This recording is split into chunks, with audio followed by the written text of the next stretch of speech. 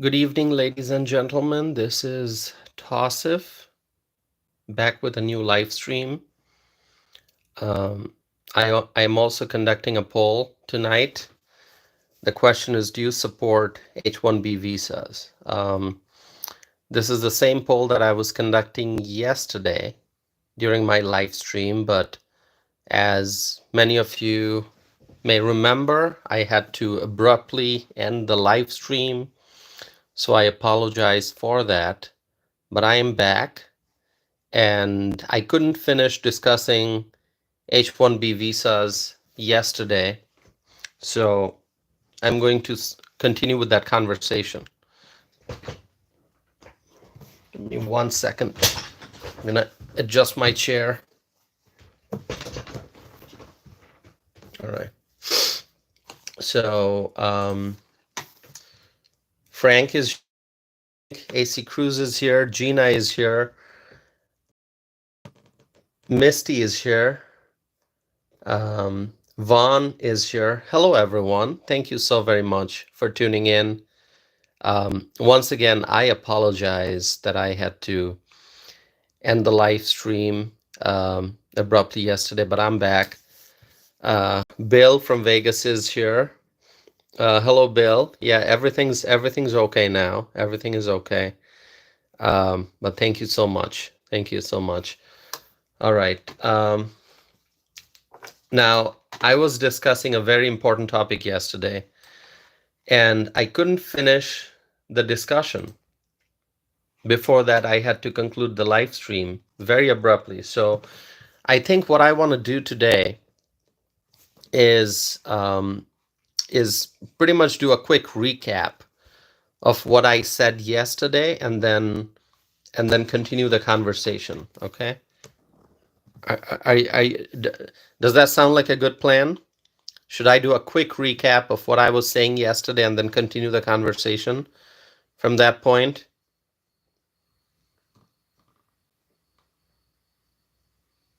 Ken is here. Hello, Ken.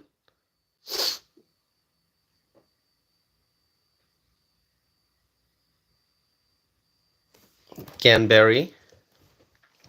Ken Berry from Idaho, is that correct? Our friend Rachel is here, Journey to Justice. Okay, Bill says, sure, if you would like. Okay, let me do that. And also, there was a little bit of confusion, which I'm going to clarify. I'm going to do some clarification on that. So we know that there's an ongoing debate about H-1B visas. H-1B visas, okay? And I read to you yesterday two different, not different, but two pieces, like two paragraphs. So the U.S. Department of Labor has some information.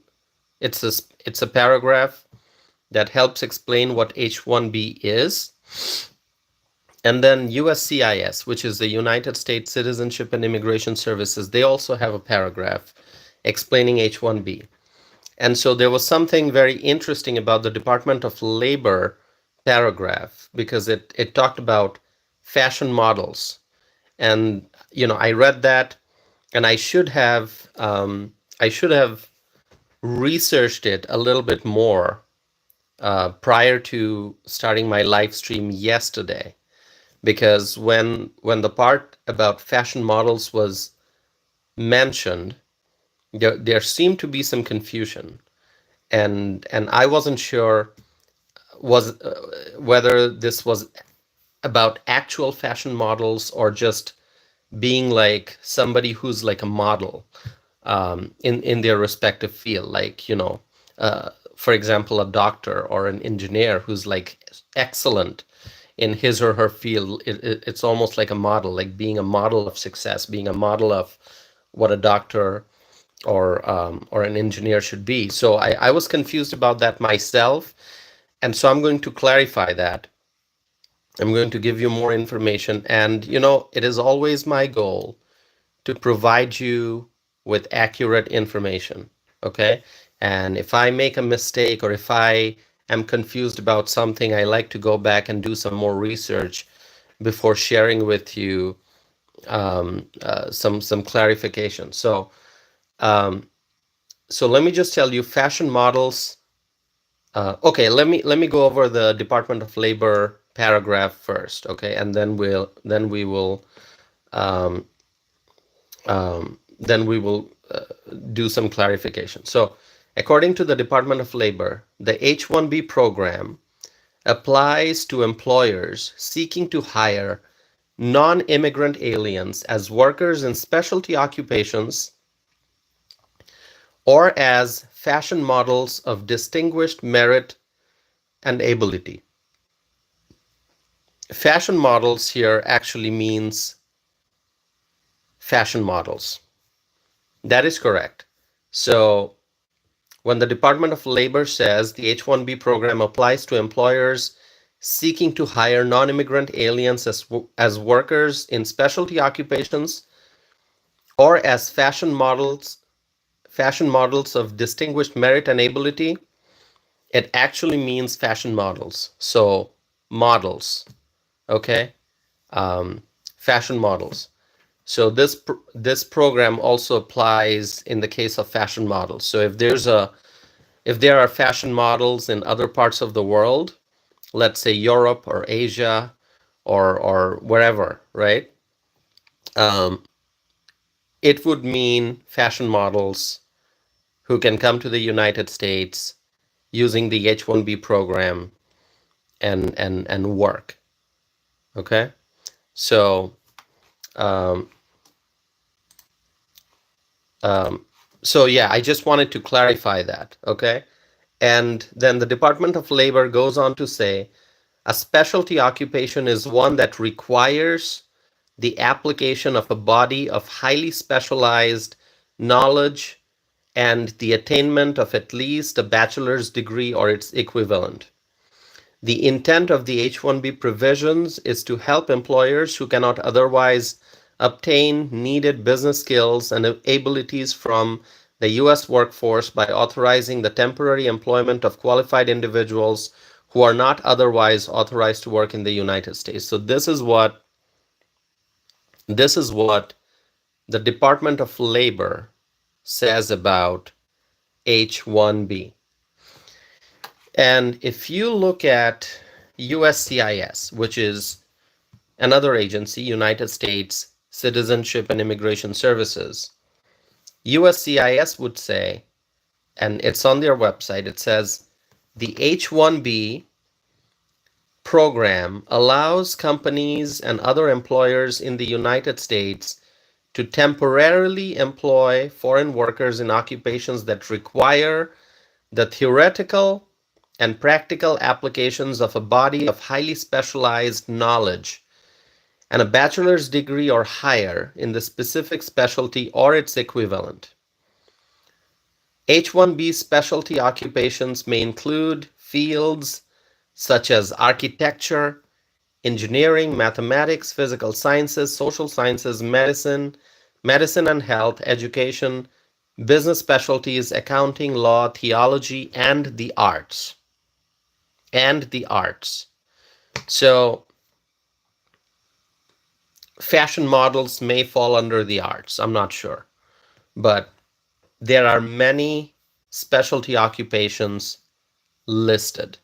And yes, fashion models. I was confused yesterday. Uh, I should have researched the Department of Labor DOL definition a little bit more, um, thoroughly. But anyway, that question came up, and yes, fashion models means fashion models, and we do see fashion models, right? If you look at the world of fashion designing and modeling, and you will see various models who travel around the world, right? And they come to the United States also to do modeling, to promote products, to promote brands. So um, that is correct. It actually means fashion models. Okay, so in short, it's a visa for skilled workers And we hear a lot, as I was mentioning yesterday, we hear a lot uh, regarding the tech companies, technology companies. We hear about Silicon Valley and how they require all these software engineers and people with specific skills pertaining to the technology sector. And so Silicon Valley companies, tech companies, they hire a lot of skilled workers from other countries, skilled workers who know engineering, who know math, computer sciences, and all that. Okay, um, so recently, you know, there's been a debate. In fact, it's an ongoing debate regarding H-1B. And Elon Musk and Vivek Ramaswamy, they have spoken. They have spoken out loud strongly in support of H-1B visas. Okay, so and some of the information that I'm presenting to you, it is repeat of what I said yesterday, but just because yesterday I could not complete the live stream, and I want to make sure there's nice continuity. So rather than continuing from where I left off yesterday, this one I'm basically going over all the information again, so that anyone who didn't watch my previous live stream but is watching this one can get a sense of whatever's been going on. Okay. So Elon Musk, he wrote on social media, he said the reason that he is in America, so I'm not reading his exact quote, but I'm just telling you what he wrote in my own words. The reason why he's in America, uh, along with so many other important people who built the companies SpaceX and Tesla and a lot of other companies, hundreds of companies that made America strong, is because of H-1B. Is because of H-1B. That is what Elon Musk said. He said the reason that he is in America, along with a lot of other critical people, he mentioned critical people who built SpaceX, Tesla, and hundreds of other companies that made America strong, is because of H-1B. And he also mentioned that he said, we named, and this is his exact quote now. He wrote, we named Tesla after Nikola Tesla, one of the greatest engineers ever. He was a penniless immigrant whose inventions led to American dominance in electricity generation and usage. Very, very strong words from Elon Musk in support of H-1B. Vivek Ramaswamy, I'm not reading all of his quotes, but he also spoke strongly in favor of H-1B visas. Okay.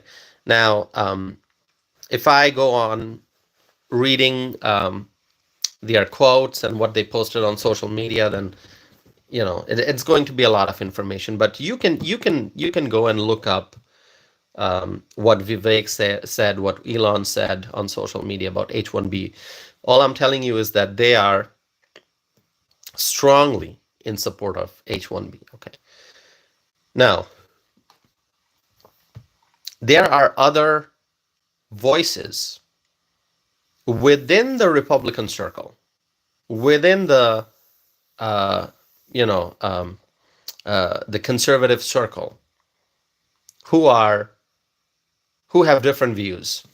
Elon Musk, Vivek, they support H-1B. Elon Musk obviously is a strong supporter of Donald Trump. Elon Musk is very close to Donald Trump, and during the campaign season, Elon Musk, he used his voice, he used his influence tremendously to support Donald Trump. Vivek Ramaswamy, obviously, he himself ran for president, and then he endorsed Donald Trump, and he helped Donald Trump during the campaign. So they are both very, very strong supporters.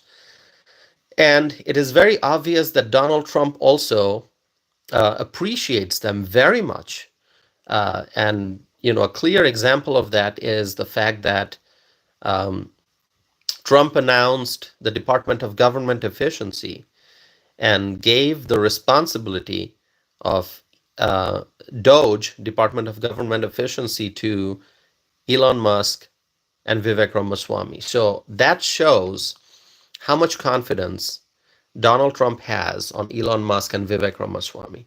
But then there are many other voices in the conservative circle, in the Republican circle, who have different views. They are not, you know, very excited about H-1B. They are not supportive of H-1B.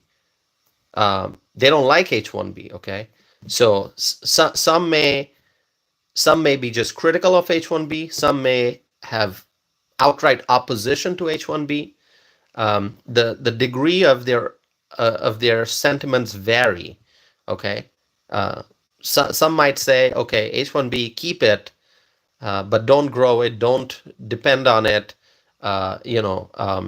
Maybe reduce it. And others may say, just we don't want H-1B. Okay, so we have different voices in the conservative circle, in the Republican circle, with degrees of opposition to H-1B. The degree may vary, but they are not supportive of H-1B. Look at what Nikki Haley had to say. By the way, before I get to that, I want to recognize all those who tuned in, those who I didn't get to say hi to. Selena is here. Hi, Selena. William is here. Hello, William.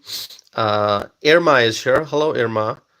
Elton is here, and Freshly, good to see you. Thanks for being here. Amanda is here.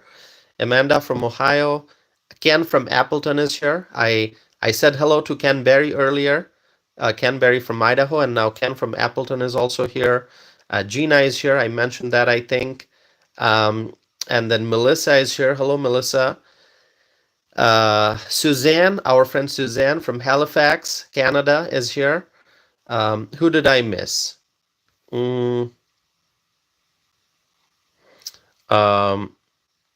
Alpha is here. Okay. Let's see.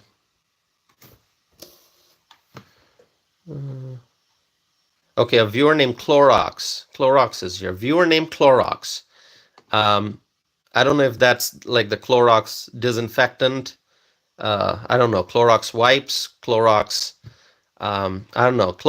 People bought a lot of Clorox during COVID, right? I don't know if it's that Clorox or some other Clorox. Yeah.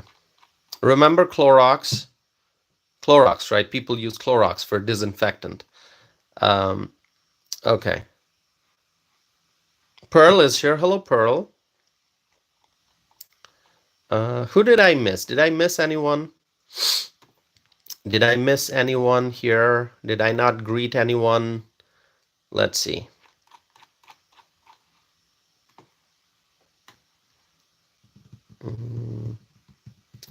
Okay. All right. I will continue. A viewer named Tax. Is here. Okay. All right. Wonderful, my friends. Thank you so much. Please don't forget to like this video. Oh, a viewer named Nyman. Nyman is here. Okay. Viewer named Nyman. Where are you from? Did I... where is Nyman from? Can you tell me? Tyler is here. Hello, Tyler. Kristen's here. Kristen from New York.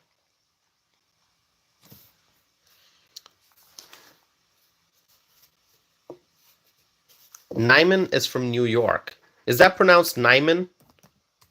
Or how should I pronounce it? Is that your name, or is that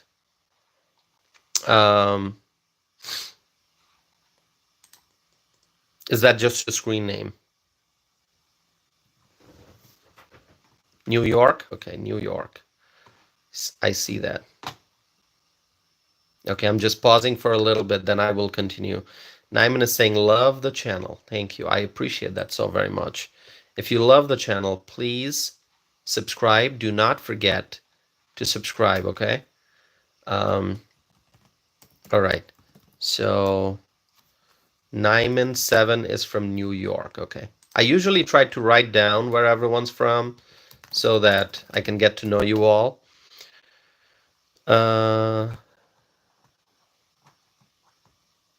Okay.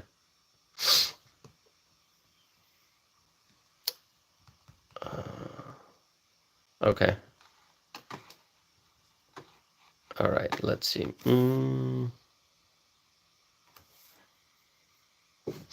Last Raven is here. Last Raven, where are you from, Last Raven? Last Raven?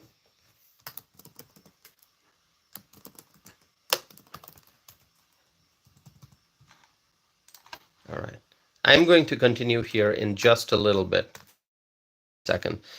Last Raven is from Michigan.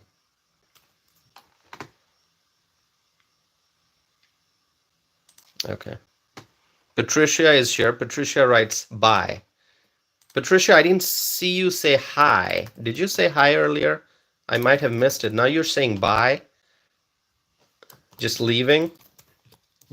Patricia, you don't wanna hear the conversation? No?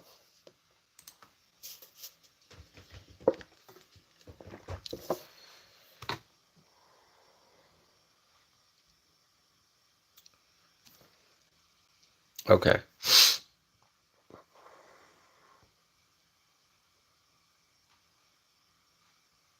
Okay. All right, let's continue. Nikki Haley. Everyone knows Nikki Haley, former South Carolina governor. She also ran for president, but before running for president in 2024, you know that she served as the U.S. ambassador to the United Nations during the first Trump administration. So Nikki Haley, she published something on social media talking about American workers, talking about prioritizing American workers. She said, when I was governor in South Carolina, our unemployment went from 11% to 4%. So unemployment went down. That's what she's claiming. And then she says the way she did it is not by hiring foreign workers. She says, we recruited foreign companies to invest in South Carolina, but not their workers. She goes on to say, we retrained South Carolinians in our tech schools for these new jobs. The companies started apprentice programs for high school and college students. And then she asks, you know who paid for them? The companies, not government. And then Nikki Haley goes on to highlight that today South Carolinians are building planes, automobiles, tires, etc., and building them well. And then she talks about the tech industry, Nikki Haley. She says what is lazy is for the tech industry to automatically go to foreign workers for their needs. If the tech industry needs workers, invest in our education system. She says invest in our American workforce. Nikki Haley further says we must invest in Americans first before looking elsewhere. And then the final sentence of this paragraph is, don't ever underestimate the talent of Americans or the American spirit. So those are some strong words, some firm and confident words from Nikki Haley. And clearly, this paragraph suggests that Nikki Haley is focusing on the hiring of American workers and not foreign workers through the H-1B program. Now, for a while, and there are other people in the conservative circle, in the Republican circle, who are opposing H-1B, opposing H-1B. Now, for a while, there were questions about Donald Trump's position on this matter. When Vivek Ramaswamy was sharing his thoughts about H-1B, supporting H-1B, when Elon Musk was speaking in favor of H-1B, Nikki Haley came out with different opinions. So people were wondering, where does Donald Trump stand on this issue? Okay. And then we got this report. By the way, let's greet some friends here. We have from Texas, we have one Texas miner, Ron, who just joined. We have Laura Floyd. Always good to see you, Laura. We have our friend Laura from Texas. And then who else do we have? We have Wade. Wade, where are you from? Anyway, welcome. Anyone who's here, thank you so very much, okay, for supporting this channel. Okay, so people were wondering, what is Donald Trump's position on this issue? And it was then reported on Saturday, yesterday, because this is Sunday night. So yesterday it was reported that Donald Trump said, I've always liked the visas. I have always been in favor of the visas. That's why we have them. And reportedly, Trump also said, I've been a believer in H-1B. I have used it many times. It's a great program. So people were wondering, okay, where does Donald Trump stand on the issue of H-1B? You've got Elon Musk and Vivek Ramaswamy supporting H-1B. There are other voices, including Nikki Haley, opposing. They have different views, and I'm not giving you like the long list of names. You can find it on the internet. I mean, the debate's been intense and it's ongoing. And Trump reportedly said that he's been a believer in H-1B. It's a great program. Now, my friends, I've said this before. There are diverse views among Republicans. Not every Republican thinks the same way on each and every issue. We are not like the Democrats. The Democrat politicians, they take their orders from the Democrat Party machine, and the Democrats do whatever the party elites say. The Democrats, they follow the same orders from the Democrat Party machine, from the Democrat Party elites. And whatever the party machine, whatever the party elites say,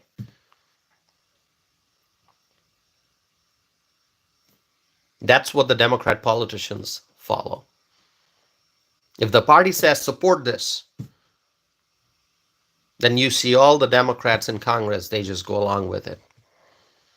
If they say oppose this, support this, whatever the party machine, whatever the Democrat Party machine tells the Democrat politicians follow.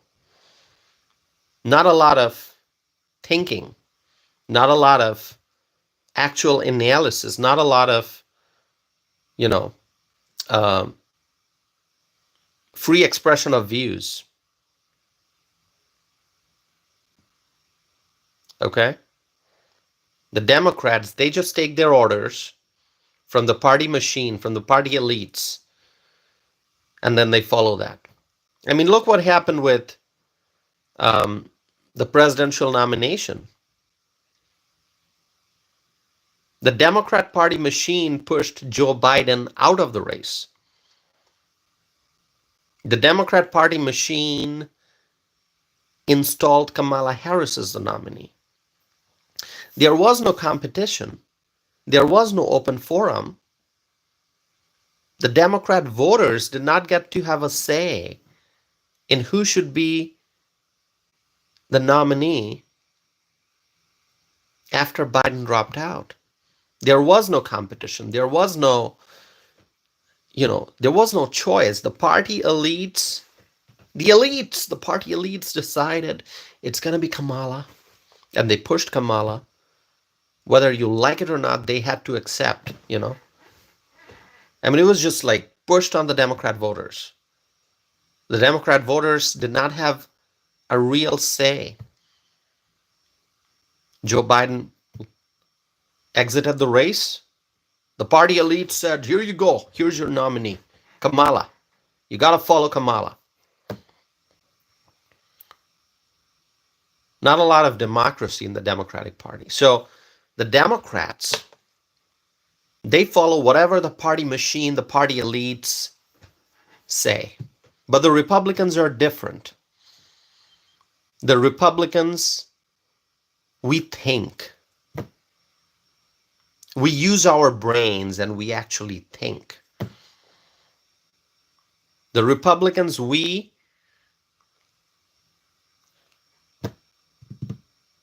share our views. We speak freely. We have opinions, and we use our voice to let people know what our opinions are.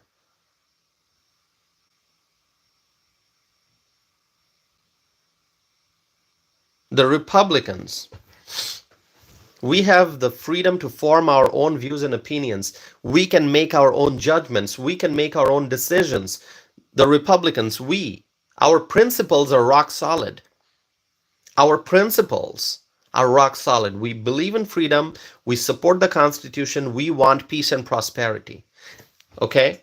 So our core beliefs, our core principles are rock solid. But when it comes to different policies, when it comes to looking for solutions to different public policy problems, there may be differences of opinions among Republicans. And that is a good thing. What's happening in the Democratic Party, what we saw happen in the Democratic Party, that's not healthy. The party elites, they make the decisions, and all the Democrat politicians, they just follow. The Democrat activists, the politicians, the strategists, they just follow. The Democrat volunteers, they just follow. Whatever the party machine says, whatever the party elites say. But if you look at the Republican circle, we think freely. We form our opinions. We have freedom of expression.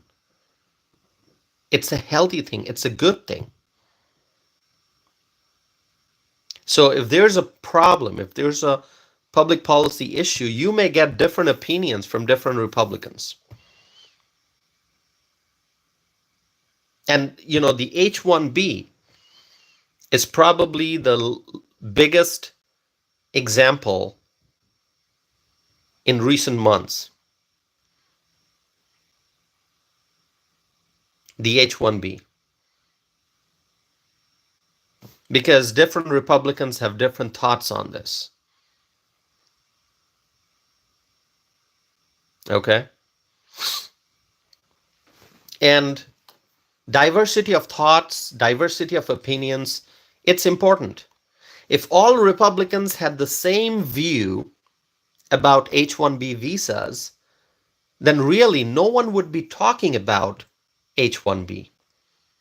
Because there are disagreements among Republicans, we are having a conversation, and having a conversation is healthy. Having disagreements leads to better understanding of issues. And that's why, my friends, as I'm conducting the poll tonight, and I'm asking you the question, do you support H-1B visas? There's a yes, there's a no, and then there's undecided. And 1/3 of the people, as of now, 32%, said undecided. That means there are many people out there who still have not formed an opinion about H-1B. What does that indicate? That indicates that more information is needed. That people want to learn more, people want to know more, people want to understand the history of H-1B, the purpose of H-1B, the benefits of H-1B, the downsides of H-1B, how it affects our workforce, how it affects our overall economy, how that affects the different sectors of the economy. Is H-1B adding to our growth and success, or is H-1B taking away opportunities from American workers? People want more information about H-1B to understand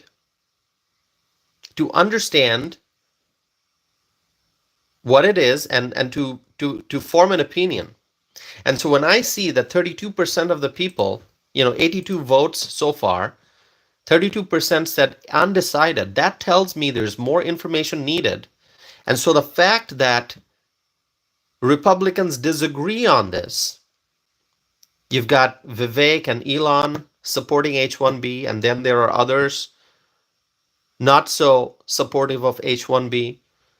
The fact that we have disagreements within our circle, it's a good thing because it drives us to learn more. It prompts us to understand different opinions, okay? So if you don't support H-1B, when you hear about H-1B, if your instant reaction is, oh, because of this program, American workers are not getting enough opportunities, the opportunities are going to the foreign workers, if that's your instant reaction, but you're not like 100% sure, what that is going to do is it's going to prompt you to learn more, to seek more information. Maybe you'll listen to what Elon has to say. Maybe you'll listen to what Vivek has to say. Maybe you'll hear like, okay, why is Trump supporting H-1B? What does he have to say about it? Let me hear more. Maybe I'll change my opinion. And just opposite to that, if you support H-1B, but now you're hearing some strong conservatives opposing H-1B, and so you're going to ask yourself the question, all right, I thought H-1B is good, but why is that conservative, who I respect a lot, whose opinions I agree with most of the time, why is that individual, why is that prominent political figure saying H-1B is not that great? I want to know more. I want to hear the arguments. I want to understand, because I thought H-1B is great, so why is that person saying it's not so great? So you see, this debate is going to make us more informed as individuals. Now, at the end of the day, you may say, oh, I loved H-1B, I listened to all the arguments, I still love it. Okay, that's your opinion then. You've made an informed decision. If you oppose H-1B and you've listened to other sides, you may be like, no, I stick to my opinion, this is what I believe in, this is it. Or your opinions may change. You may say, oh, this was my view, but now I learned a lot more, and I think I agree with what that other person is saying. So, what I'm saying is that the Democrat Party, you're not going to see a lot of critical thinking and freedom of expression when you look at how the Democrat Party, how the Democrats, they operate. The party machine decides where they stand on an issue. The party elites, the big donors, okay, people who control everything from the top, or behind the scenes. They decide, okay, this is our policy going forward, and all the Democrats, they just go with it. Gerlina is here. Hi, Gerlina. So the Democrats, they don't have a lot of choice. Going back to what I said about Kamala Harris being the nominee, after Joe Biden dropped out, why did the party not provide an opportunity to the Democrat voters to choose? There could be multiple candidates. Maybe like 3 or 4 or 5 or 10. Maybe 5 people could have jumped in and said, hey, voters, Democrat voters, it's time to pick a new nominee because Joe Biden's not running. So make your voices heard. Tell us who you want. But that did not happen. The Democrat elites decided it was going to be Kamala Harris. And whether you like it or not, you got to accept it. If you're a Democrat, you got to accept it. And that's what happened. And we see how that turned out. What a miserable failure that was. Because when people's voices are suppressed, that's what happens. The party machine chose Kamala. Kamala failed. Now, maybe if they would have had like 5 different candidates running, I would probably not like any of them. Because, whatever names would have come up, let's say they would have had maybe Kamala Harris, total failure, Gretchen Whitmer, total failure, Gavin Newsom, failure, Andy Beshear in Kentucky. How did that guy even end up as the governor? That's my question. Josh Shapiro? No. Thumbs down, governor. Pritzker? Absolutely not. Okay? So if they would have had like 4 or 5 or 10 candidates, we as freedom-loving Americans, conservatives, we would oppose each and every one of them.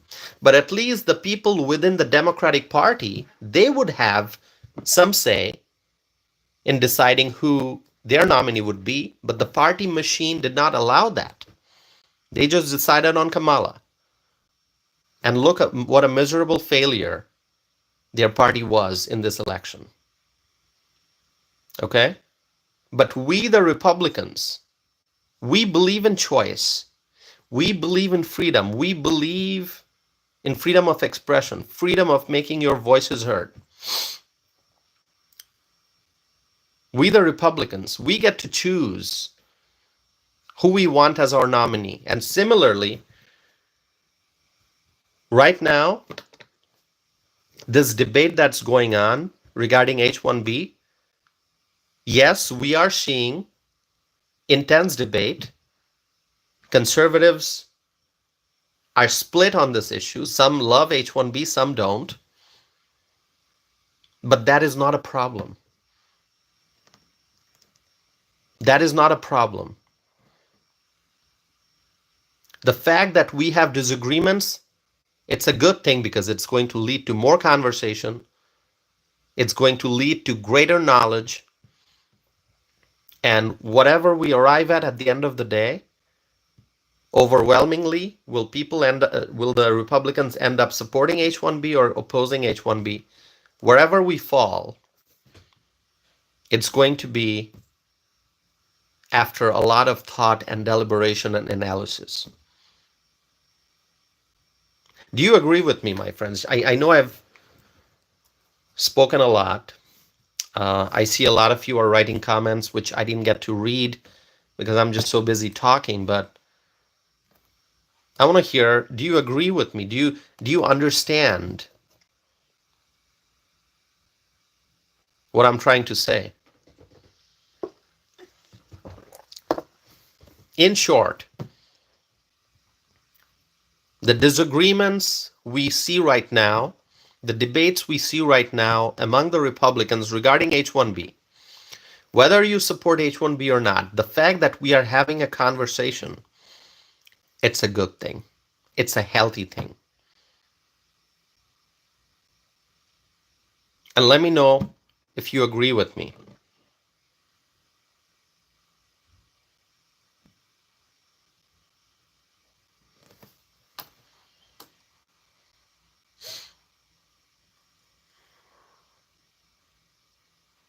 Gerlina says, agree and understand. TTTT. Thank you. Thank you, Gerlina. Thank you so much. I appreciate that. So, my friends, William is saying, yes, I agree with you. Thank you, William. Freshly saying America first. One Texas miner says agree.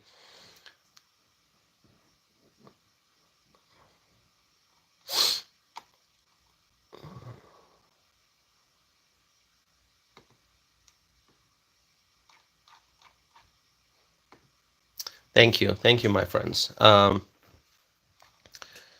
Suzanne is saying T, T, T, T. Thank you so much. Okay. So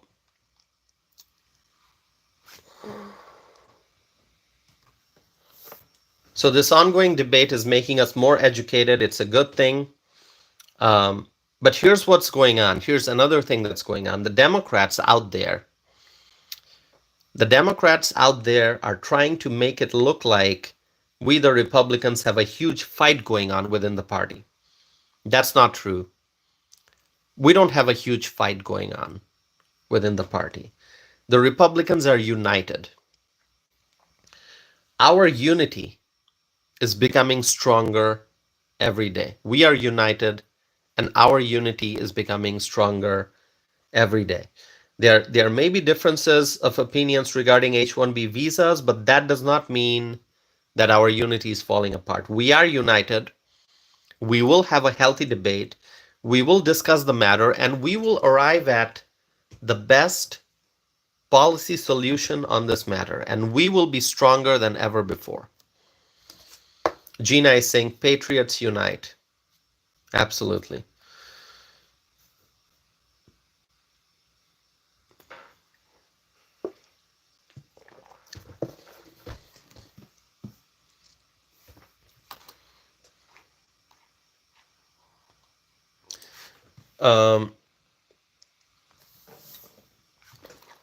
Let's see. Now, here's one more thing that I need to point out. There are many government programs out there that need to be improved. There are many government programs out there where there's inefficiency, there's abuse, and there's room for improvement, okay? So when you look at the H-1B program, there's obviously room for improvement. No one is saying that H-1B is perfect. No one's saying that. No one is saying that. I think people are debating the idea, the basic idea that should we hire workers, skilled workers from other countries, or should we train American workers to fill those jobs? If there's an immediate need to fill certain jobs, time sensitive, if there's an immediate need to fill certain jobs, should we hire from outside the country? Or should we look for people within the country? What if we can't find people within the country in a timely manner? I mean, there could be so many variables, right? People have different thoughts on this, obviously, which is why we're having the debate. On one hand, some are saying that the priority, the emphasis should be on Americans, no matter what the job, okay? And then some are saying that, hey, we are trying to attract the best and the brightest.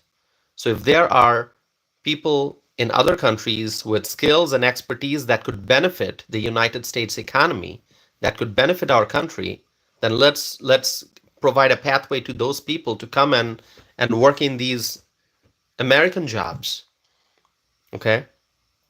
So, it's like if you are attracting the best and the brightest minds from outside the country, and giving them a pathway to come to the United States and work here, some would say it helps our country, but it would also be a brain drain for the countries that they are coming from. So let's say they are coming from country, just pick any country, some Asian country or some European country. If there are workers leaving a country, thousands of workers leaving a country, coming to the United States to work in the tech sector, they're bringing their knowledge and their education and skills to contribute to the US economy. It's brain drain for the country that they are leaving. But then does that mean that those jobs being filled by foreign workers, does that mean that less opportunities for the American workers? What about the American skilled workers who could be filling those jobs? But they can't because those jobs are being filled by people from outside the country. So there are all these debates, okay? And my purpose tonight is not to say which one is right. My purpose tonight is not to say who's right, who's wrong, okay? I'm not saying that. I'm just presenting to you the information, okay? And I'm just highlighting the fact that this debate is going to help us in the longer term. This is going to help us in the longer term because we will be more educated and the conversations will lead to better solutions. Okay, let's see, my friends.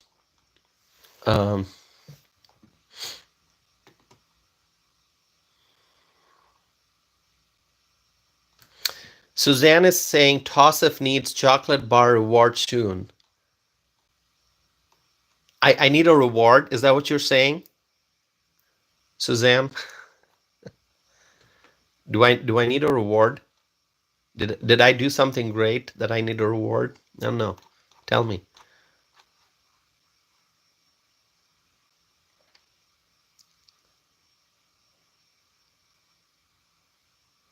Okay. By the way, I must also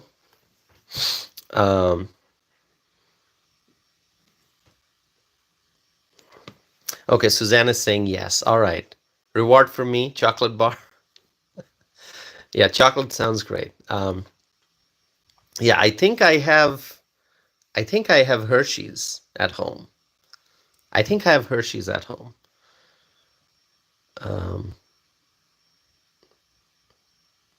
Chocolate and tea. Yeah, that's so what I'm having today. It's almost gone now. Light roast coffee. I forget what the flavor is. Light roast coffee. I got it from the coffee machine in the building. 24-hour coffee machine. So I'm like, all right, I know it's nighttime, but I'm gonna have some coffee, some caffeine. I didn't get the decaf. I got the light roast today. I got the light roast. Kathy Beltran is saying, I'm eating dark chocolate with coconut. That sounds great. That sounds great. Okay. Jackson is here. Hi, Jackson. Jackson is saying, are you at work? No, I'm not at work. I'm at home. This is home. I'm at home. Was that question for me or someone else? No, I'm at home. I do my live streams from home. Nicholas says, you haven't made much sense, but I have been listening. All right, so you've been listening, but you're saying whatever I said didn't make much sense. Okay, what can I say? Johnny is asking, where's the jacket? Well, the jacket is in the closet, okay? The jacket is in the closet. Jackson is saying, I didn't know if that was like your office or no, this is home. This is home. That's why I got my preferred, whatever you call it, paintings and stuff there.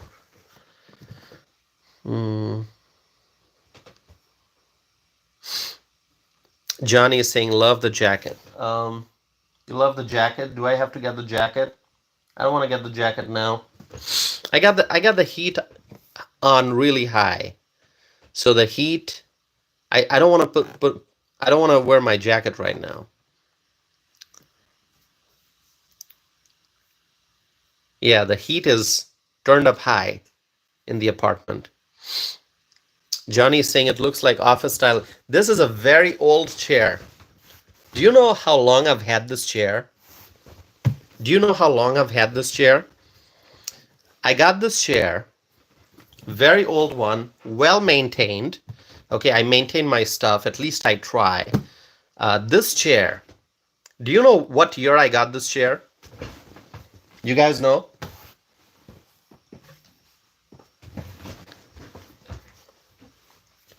Tell me what year I got this chair. 97, not 97. I came to the US in 2007. I came to the US in 2007. I got the chair after that. Okay? Suzanne is saying 2015. Freshly is saying 2016. Tyler is saying 1994. No, not 1994. It's after 2007. Okay?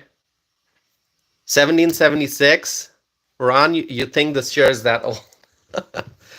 Robert says 2010. Johnny is saying 2013. Tyler is saying it was, oh, you were born in 96? Okay. I got this chair in 2000, hold on. I think it was 2009. I think it was 2009. Yeah. I think it was 2009. Kathy said 2009. Yep. Yeah. It's a really old chair. But I maintained it well. I mean, if you look at the sides here, there's a little bit of wear and tear. But overall it functions well. Very comfortable. So this is my desk area. So this is my desk. These are my drawers. This is my chair. I've had it. So I've had this chair since I was an undergraduate student. I've had this desk and I've had this chair since I was an undergraduate student.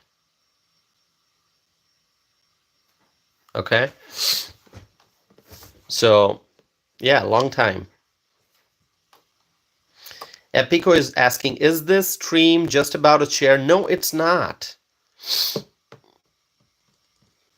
Ken is asking no, this is my home desk. This used to be my desk when I was an undergraduate student. This used to be my desk when I was a graduate student. This has been my desk since I got the chair the same time when I got the desk. And I think it was 2009, if I'm not mistaken. How about lamp? That lamp,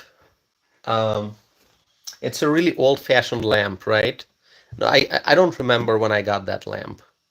I don't remember. It's an old-fashioned. It's a vintage lamp. Okay. Tyler is asking, do you have your master's? Yes, I do have a master's degree. I do have a master's degree. Master of Public Affairs. That's my degree. Let's see. I'm sorry, I can't keep up with all the comments. I can't keep up with all the comments. There are so many comments here.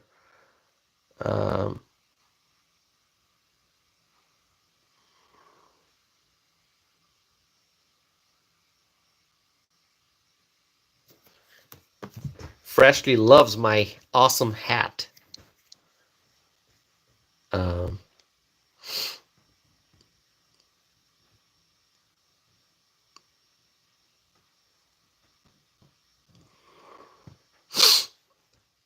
Dee is here. Hi, Dee.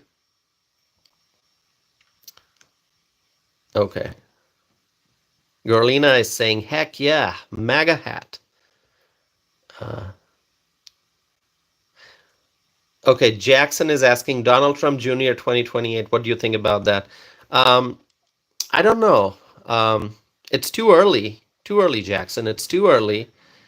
Um, first of all, um, um,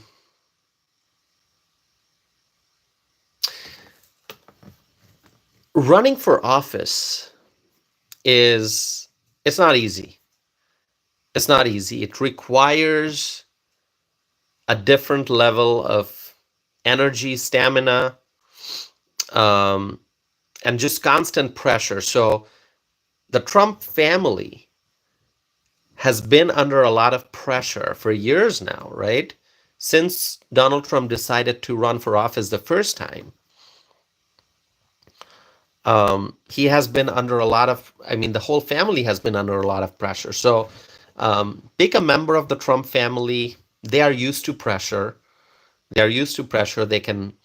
Um, they can, they understand the political landscape very well. Their family has faced lots of legal battles, so they're really tough, experienced, knowledgeable. But then it running for office, first of all, it requires willingness.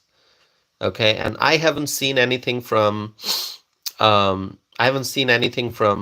Don Jr. coming and saying that he wants to run for office. I haven't seen it. Maybe I've missed it, but it's too early. It's too early. Um, it's too early to tell anything. Okay, um, but the Republicans. I mean, I'm so proud that we have lots of choices. Okay, we have lots of great political figures to choose from. Um, Yeah. So, I'm not worried about 2028 right now. Um, when we get there, we'll talk about it. But if you ask me the next thing that's on my mind, okay, beyond 2024, the next thing on my mind is 2026. We have to win the midterm election. 2026. We have to win the midterm election. Because what usually happens is the party that wins the White House ends up losing seats in the following midterm. So 2026, remember, Trump won in 2016, overwhelming victory. But then in 2018, we suffered tremendous losses, and it falls in a pattern. Whatever party wins the White House, you know, ends up losing seats in Congress the following midterm 2 years later. Okay, um, this is like a pattern. Okay, so I am concerned about 2026. I want Republicans to hold on to the majority in the Senate in 2026. I want Republicans to hold on to the majority in the House in 2026. And the House, we got such a slim majority, such a slim majority. So I'm concerned about the House in 2026. So we got to hold on to the House. And, these 2 years are going to be intense. From 2025 and 2026 will be intense. I mean, do you understand that at this point we are less than 2 years away from the midterm election? Because we're almost at the end of December in 2024. The midterm election will be November 2026. So we are less than 2 years away from the midterm election. There's a lot of pressure on the Republicans, because we have to deliver the promises that we made as a party. And I'm saying we. I'm not a political office holder. I'm not an elected official. The reason why we are saying we is because obviously I have used my voice to support Donald Trump, to support Republicans in 2024, to help them win. I hope my voice had some impact. I talked about the different Senate races. I talked about Mr. Sheehy in Montana. I talked about Bernie Moreno, Mr. Moreno in Ohio. I talked about Mr. McCormick in Pennsylvania. I talked about other candidates, Republican candidates who ran, and many of them won. Moreno in Ohio won. McCormick in Pennsylvania won. Sheehy in Montana won.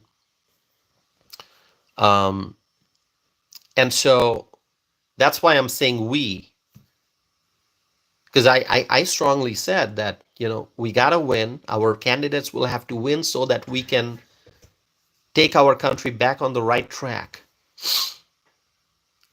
Fight inflation, secure the border, deport illegals, enforce our nation's immigration laws, make America energy independent. So, we the Republicans, I'm not an office holder, I'm not an elected official, I'm not a member of Congress, I'm not a governor, but I am a voice that night after night, day after day, I kept doing these live streams. I kept telling people, hey, support Republicans, vote for Republicans up and down the ballot. And so now I am hopeful, and so many millions of Americans are hopeful, that the Republicans in Congress, the Trump administration, new administration in the White House that we're soon going to see, they have to fulfill the promises made to the American people. And if we fail to do that as a party, if we fail to do that,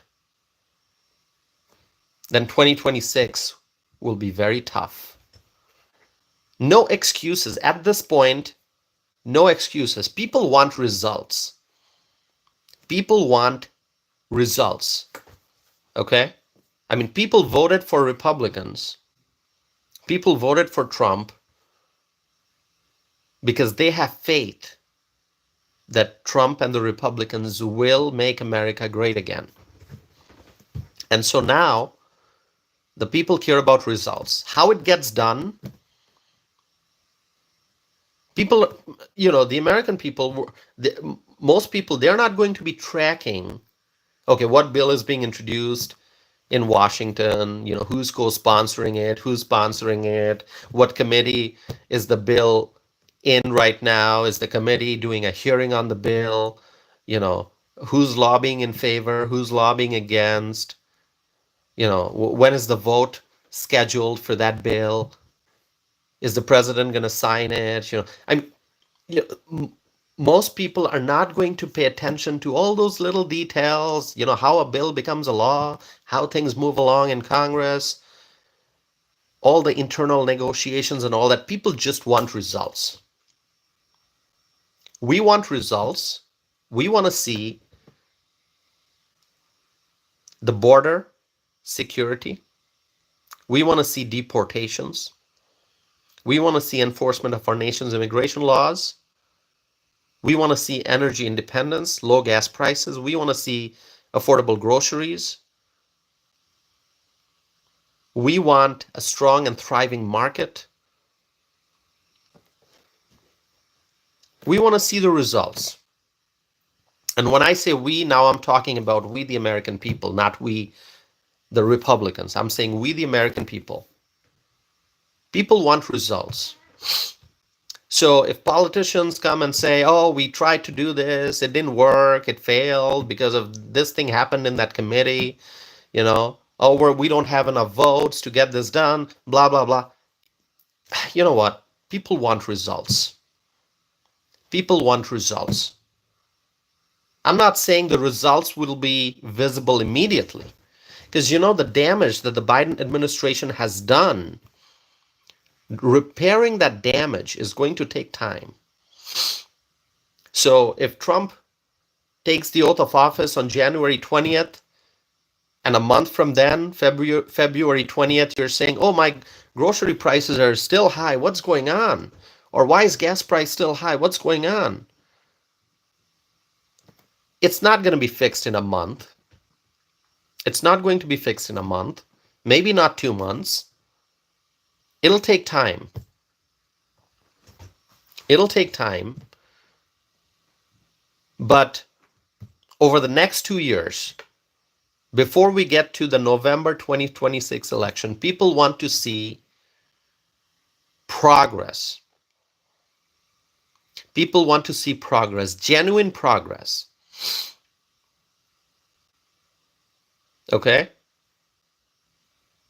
So, people want to see genuine progress.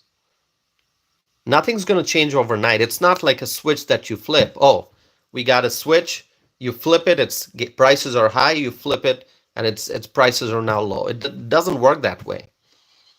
But as the months go by, the first 3 months, the first 6 months, we should be able to notice changes.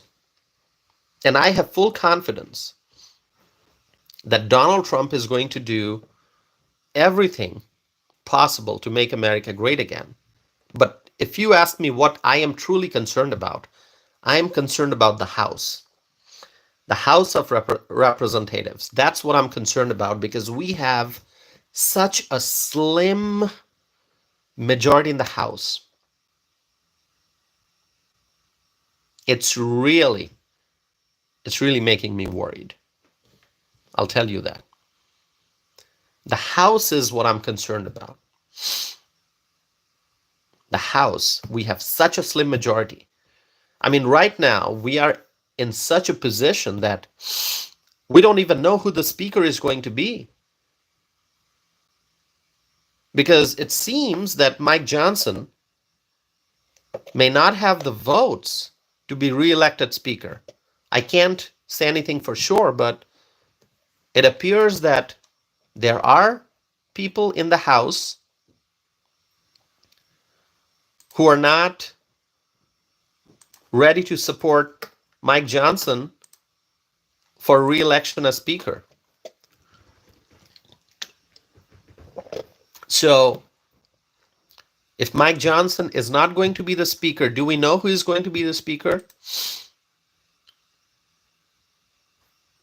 That's what I'm concerned about. If Mike Johnson's going to be the Speaker, we need to know if Mike Johnson's going to be the Speaker. Okay, keeping aside whatever you may think of Mike Johnson, okay, whether you like Mike Johnson or you don't, I need to know, is Mike Johnson going to be the Speaker? If not, then who is going to be the Speaker? I mean, we don't want to go weeks trying to figure out who the Speaker is going to be. Okay? Every day is valuable. Every single day is valuable. We don't want to go weeks without knowing who the Speaker is going to be. And so, the president doesn't have absolute power. We have co-equal branches in government: the executive branch, the legislative branch, and the judiciary. And so, if we don't have a functioning House, that means the legislative branch can't get the job done. If weeks go by and we don't know who the Speaker is, I'm not saying that's going to happen, but let's assume, because we have seen it happen before. When Kevin McCarthy was pushed out of his job as the Speaker, we saw what happened, how days and days went by and we didn't have Speaker.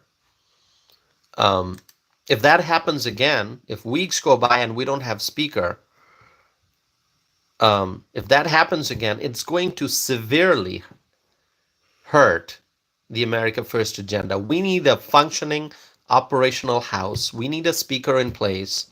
We need to get the job done. So I don't know. That's what I'm concerned about. Okay, so I see lots of comments coming in. I'm going to read some of the comments here. Uh, okay.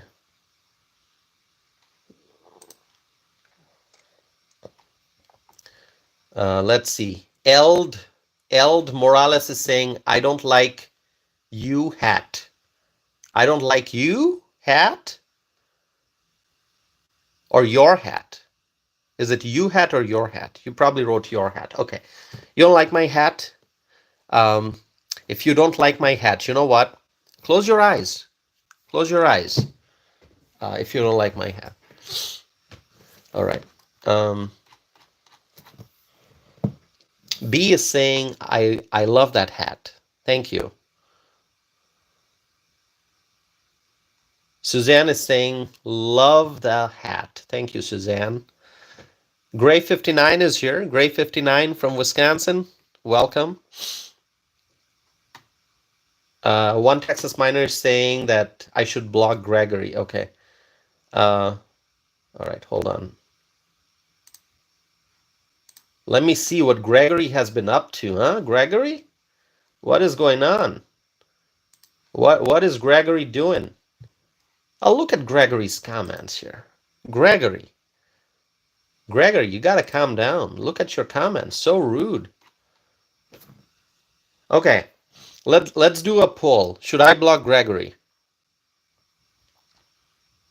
If you want me to block Gregory, write block Gregory, and I'll block Gregory.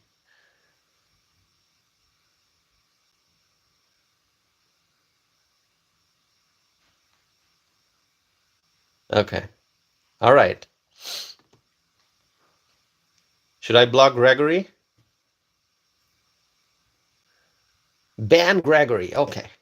Block now. Block Gregory. Okay, I see that. Block Gregory. Okay, so now let's give Gregory a chance in his defense. Gregory, should I block you or do you have something to say? This is fun. Okay, let's see if Gregory wants to say something in defense. Gregory, people are demanding that you be blocked from this awesome community, from this awesome channel, because your comments are rude. Okay, so Gregory, do you have something that you want to say in your defense, or should we block you?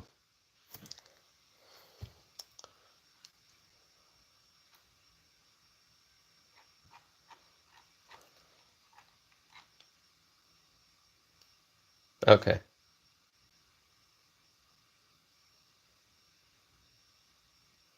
Gregory is saying, Gregory, why do you mention India? I'm not from India. Why is Gregory saying India? I'm not from India. What are you talking about, Gregory? Okay, Gregory, now that I've told you I'm not from India, now do you want to withdraw your comments? Do you want to be a part of this community and be nice to everyone, Gregory?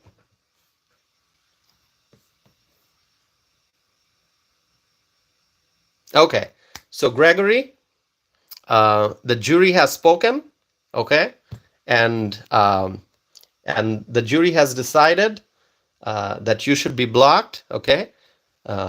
One charge, one count of being rude, actually multiple counts of being rude, because you just wrote multiple comments, so multiple counts of being rude, okay? The jury finds you guilty of multiple counts of being rude, and so you're being sentenced to blocking. Okay, hold on.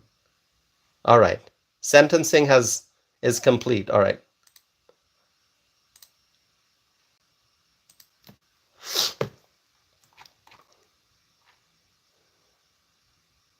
All right.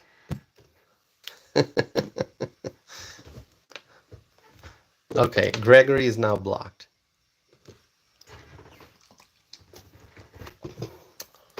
I gotta listen to the jury. The jury has spoken. Multiple counts of being rude, and the jury found Gregory guilty of multiple counts of being rude. And so the sentencing is Gregory has been has been has been blocked. Okay.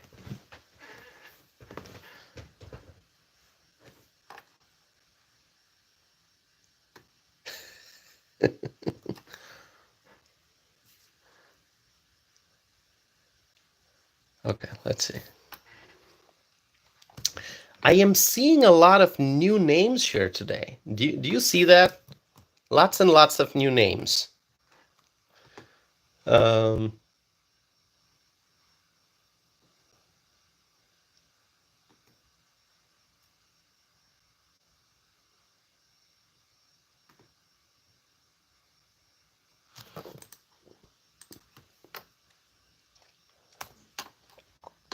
Give me 1 second. I'm gonna change my screens here.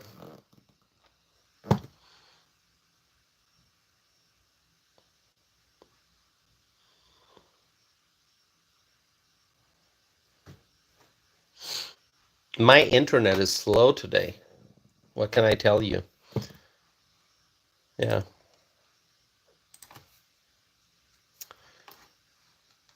Okay. Prague is here. Hi, Prague.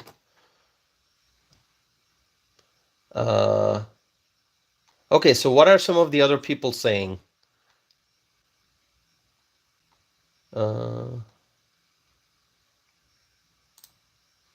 I'm trying to get to know some of the other viewers here.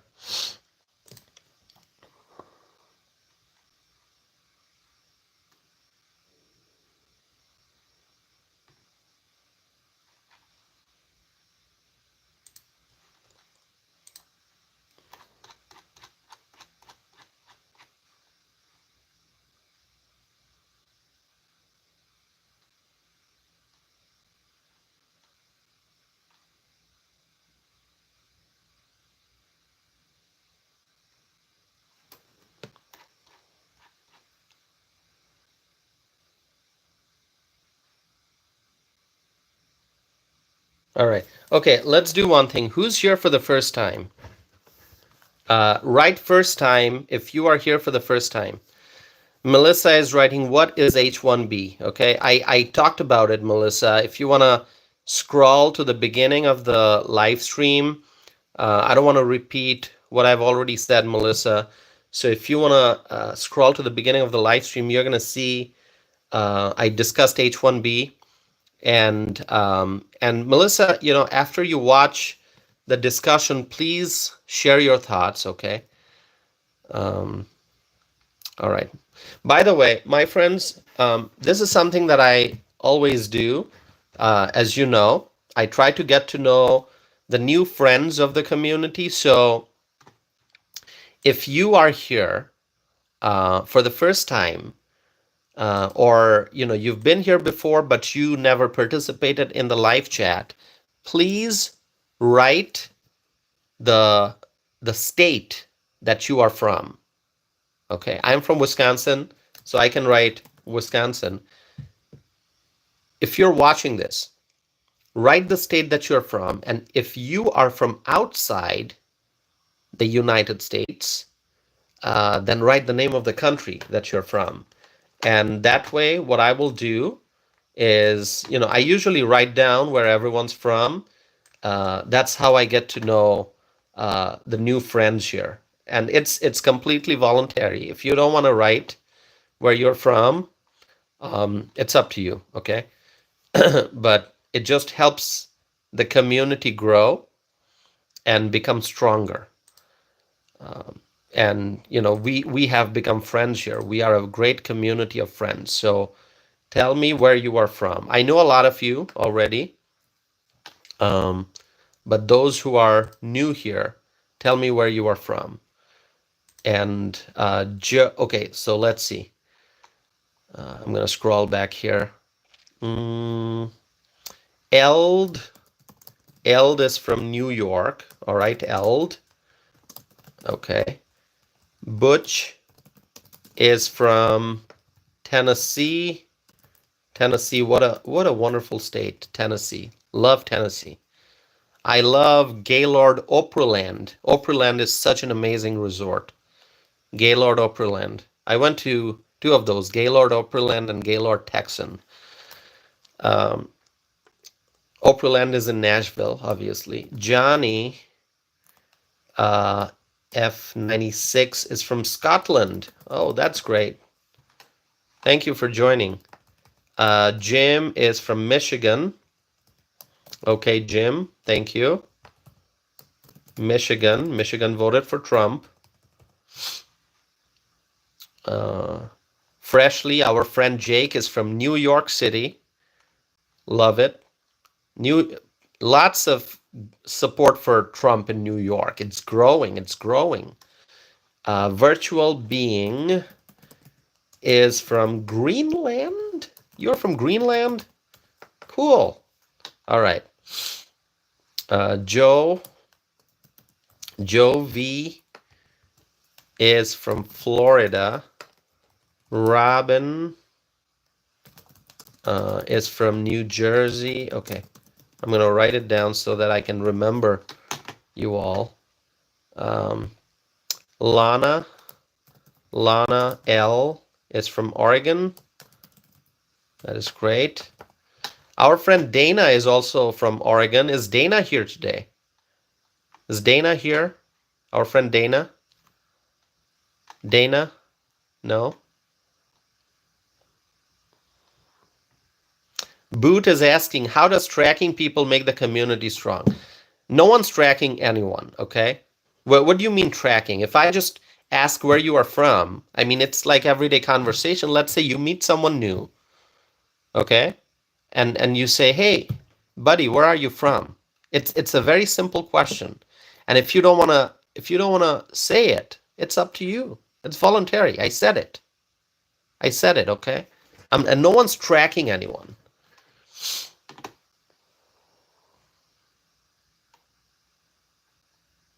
Randy is from Nashville. Hi, Randy. I was saying I love Nashville. Okay, Michael Corleone is here from Nevada, right? Nevada. Robert is from Texas. Robert Hunter.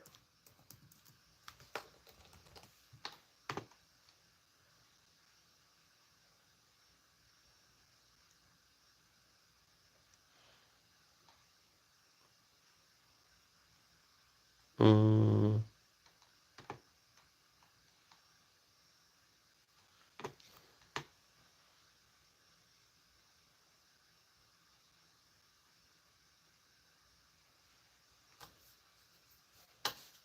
So Boot is saying you're tracking by writing it down. Boot, listen. Uh, you got choice. Okay, you can just close the screen and not watch my live stream anymore, Boot. Okay, all right. Just go ahead, go away, and as I like to say, go watch Al Gore's speeches. Okay, Al Gore or John Kerry's climate speeches. Go watch those. Um,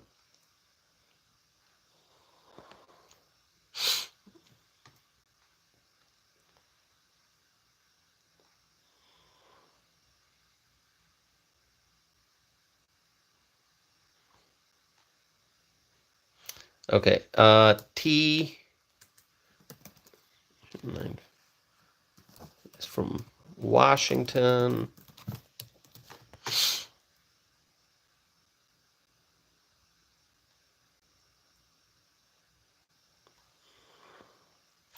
Ken is asking, did you hear about the earthquake in Ohio? Really? No, I have not heard that. Was there an earthquake in Ohio?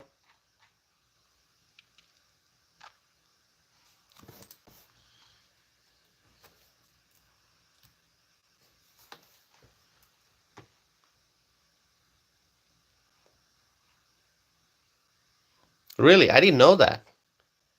An earthquake in Ohio. Wow.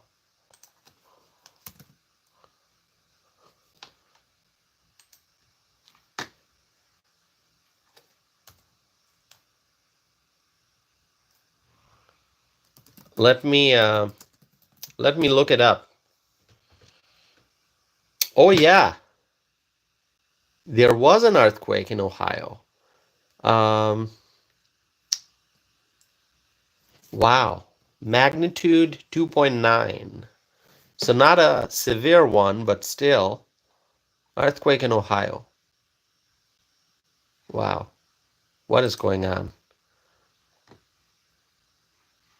What is going on? Earthquake in Ohio. It's kind of scary, huh? Um, my computer, let me tell you, is so slow today. I have no idea what is going on. Um, yeah, it's getting old, I think. I think I need to get a new laptop, but I won't do that right now. Laptops are pricey, okay? Because this one's pretty good. It has served me really well.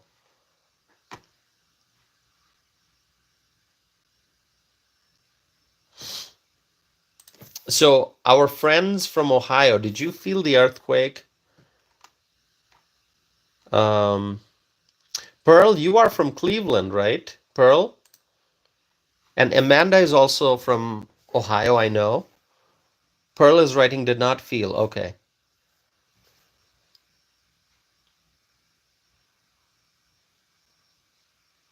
See, a viewer named Asia is saying, let me get out of here before I get put on. This is so funny. This is so funny. Asia is saying, let me get out of here. Listen, if you want to get out of here, okay, because you're, for whatever reason, then why are you announcing it? Like, I mean, do you see the urgency? This viewer named Asia is saying, "Oh, let me get out of here before I get put on a." Listen, if you're gonna get, if you want to get out of here, why would you like write an elaborate statement on it before getting out of here? You could just like click X, close the screen, and that's it. You don't have to announce it. Like, let me get out of here. I mean, this is so ridiculous. The purpose of that statement is uh, that person is actually not going to leave, but that person is trying to get the others to leave. Okay, that person is probably trying to trying to drive away my viewers, and that's why that person is saying, "Let me get out of here before I get put on a list." If you want to get out of here, just go. You don't have to announce it. All right. Well, the real purpose is to say that to drive away other viewers. I mean, how crazy is that? People are even afraid to say where they are from. I mean, I've got so many hundreds of friends here who, when I asked them, where are you from? They said, this is where I'm from. It's not a secret, right? I mean, I'm here in Madison, Wisconsin. You want to know more specific? I'm in west of Madison, in the western part of Madison. So what is that going to do? I mean, it's just crazy. It's just crazy.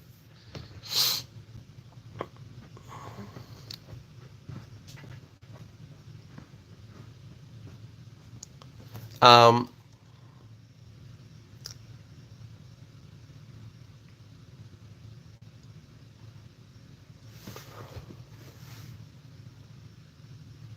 okay, so Zuba is saying facts will drive away your viewers. Well, our viewership has risen to more than 10,000, okay, in a span of like a year. Okay? So,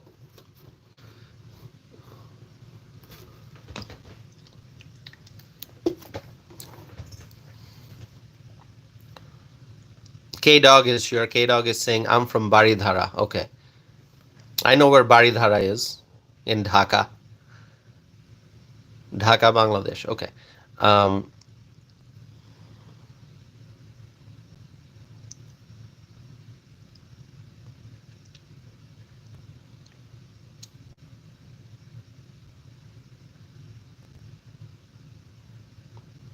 by the way, let's see. Since we have so many new people here, so many new viewers, I think we have to do that exercise again. Okay, we're going to have to write Trump 2025. Trump 2025. Let's do it. Trump 2025. Let's see who supports Trump and who does not. Freshly is saying Trump 2025. Crockett is saying Trump 2025. Crockett, good to see you. Suzanne is saying Trump 2025. Laura Floyd, our friend from Texas, we love Texas, is saying Trump 2025. Our friend Angela, AC Cruz, is saying Trump 2025. Charisse is saying Trump 2025. MERK1 is saying Trump 2025. One Texas Miner, Ron from Texas, is saying Trump 2025 MAGA. Mickey is saying Trump 2025. Robert Graham is saying Trump 2025. K-Dog is saying Trump 2025. Ken Berry, Trump 2025. Randy, Trump 2025. Frank, Trump 2025. Melissa, Trump 2025. Bill, Trump 2025. Robert, Trump 2025. Ken from Appleton, Trump 2025. And beyond, it seems. Right, Ken? Okay. Suzanne is saying Trump, Trump, Trump. I love it. Pearl is saying Trump 2025. Robin is saying Mr. Trump 2025. Jackson is saying Trump 2025. Kathy is saying Trump 2025. Okay. Suzanne is saying MAGA. Love it. Jim is saying Trump and then a US flag. Gina is saying Trump 2025. Best president in my 67 years. Thank you so much, Gina. That is strong endorsement for Donald J. Trump. Suzanne is also saying MAHA in addition to MAGA. So MAGA is Make America Great Again. MAHA is Make America Healthy Again. Okay.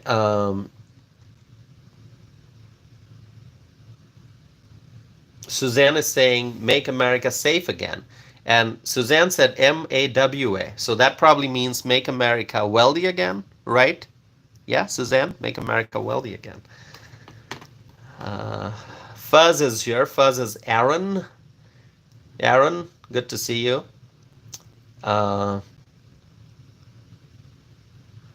is saying, yeah, they are rallying around their leader to feel safe. They do roll call at least once an hour. Hey, listen, I love the fact that Aaron, who goes by the name Fuzz, doesn't agree with my viewpoints, but, you know, Aaron is here quite often, joining the conversation. I appreciate Aaron watching this channel. Okay, so Aaron, your comments sometimes make me laugh so much, Aaron. What can I say? We're not doing roll call here. Listen, we're not doing roll call. It's just there are new viewers, and we just like the new viewers to know how much our friends support Trump, and also we want to know who among the new friends also support Trump. So that's why we do this. It's not a roll call. It's not a roll call, okay. Gina is saying present, okay. Gina, thank you. Suzanne says, love it. Suzanne is saying, it is attendance. Yeah, it is attendance. You know, who's still listening? Aaron is saying, I love you all anyway, no matter how weird I think you all are. You think we're weird, Aaron? You think we're weird? We're not weird. We're just freedom-loving people. Okay, so Johnny, I have been reading your comments. Johnny96, okay? I've been reading your comments. You're clearly not a supporter of Trump. I get that. That's okay. But now you are using the kind of language that is going to get you banned, like Gregory, okay? So don't write abusive language, Johnny. Okay, don't write abusive language. Uh, you don't want to be banned, right? Okay. Mickey, thank you so much. Mickey is saying toss it for Congress. Thank you, Mickey. Um,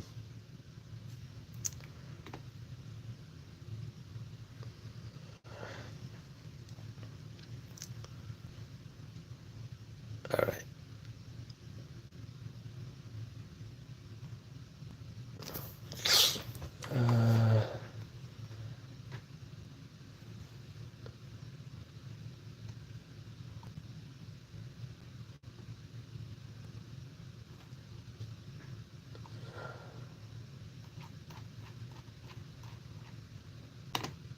Okay. Robert Hunter is saying very much appreciate your feed. You're helping bring Americans together. It counts. Well, thank you so much. Thank you, my friends. Thank you, Robert. Um,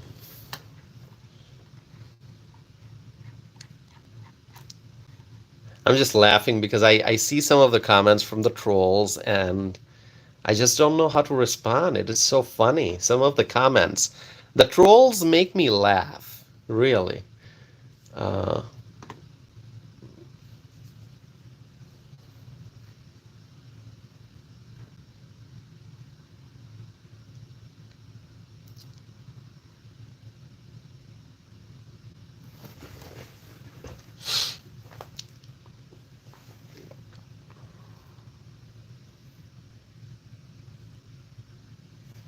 okay, yeah.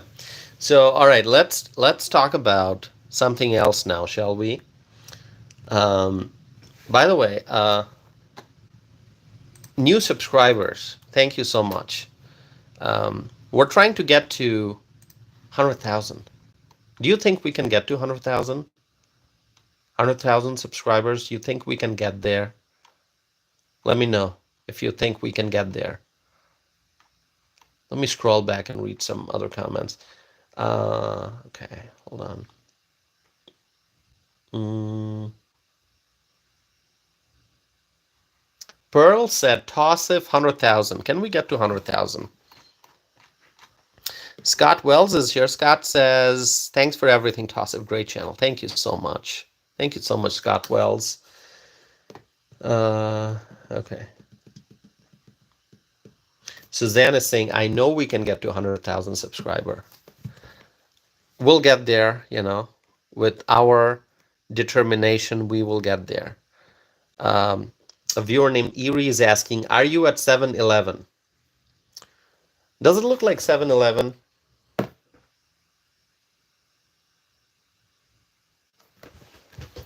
Does it look like 7-Eleven?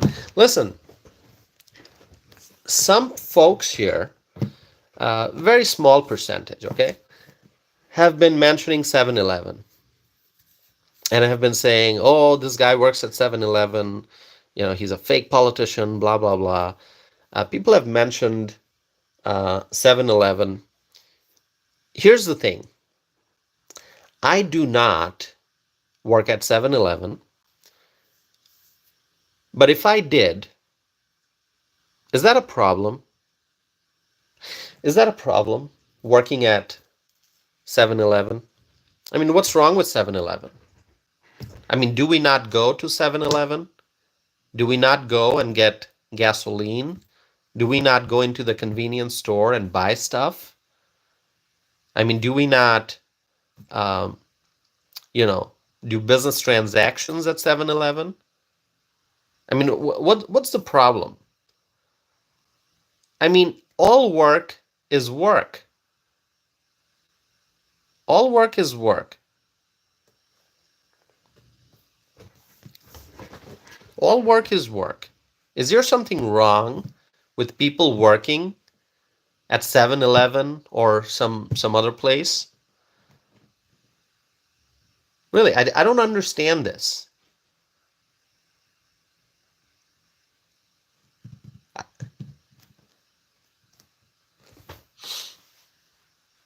I don't work at 7-Eleven. But what if I did? Is that a problem? Laura is saying, right on, nothing's wrong to work at 7-Eleven, right? All work is work. Pearl is saying Trump works at McDonald's. Trump worked at McDonald's, right? We saw that in Pennsylvania. Okay, tell me one thing. Who here, who here either worked at a restaurant, okay, or worked at a gas station, or did, you know, I mean, have you ever worked in a kitchen or at a cash register somewhere? Have you ever, like, you know, cleaned the floor someplace at a place of work, whether it's a gas station, convenience store, or whether it's a restaurant? Have you ever done that?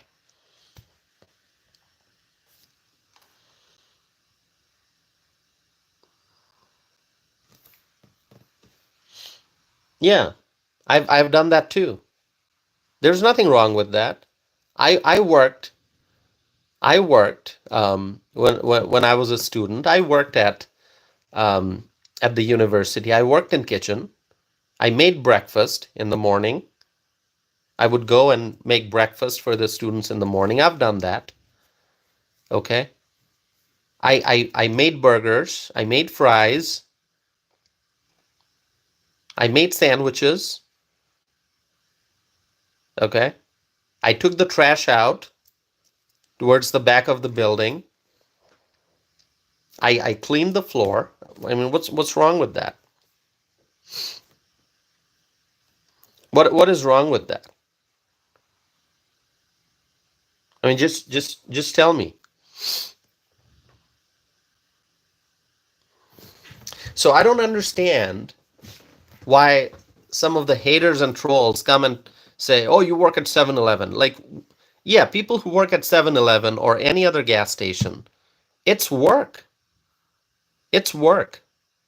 When you are in a rush, when you're getting late for an appointment or something, okay, and you need to stop because you're running low on gasoline, you need to stop at a station, um, at a pump, you need to get gasoline, but you're also hungry, you need to go inside, grab something, grab a snack or chocolate, whatever, a drink, a beverage, and you go in. You want great service, right? You want excellent service. You want the person behind the cash register to be nice to you, to provide prompt service. So, just appreciate American workers, no matter what they are doing.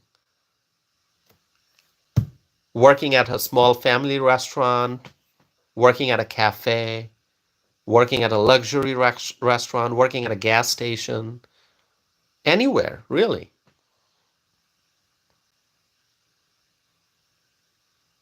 Work is work, okay? Work is work.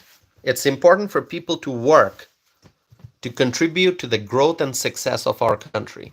It is important for people to work to make this economy move forward. The engine, the economic engine, we need workers. All kinds of blue collar workers, skilled white collar jobs. We need workers. All work is work. You got to start somewhere and then you can grow. So I don't understand why, folks here have been saying, a small percentage have been saying 7-Eleven. What's wrong with that?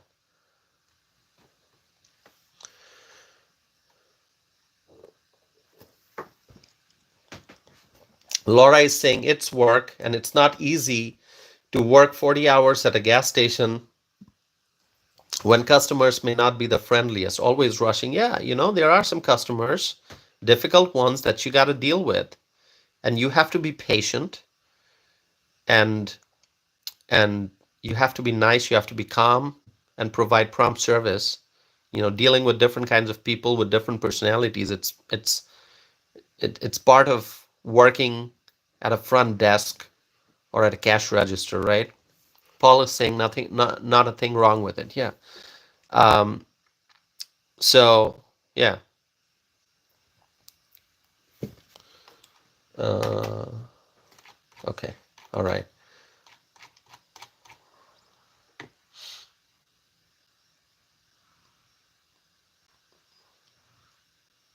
Let me read some comments here.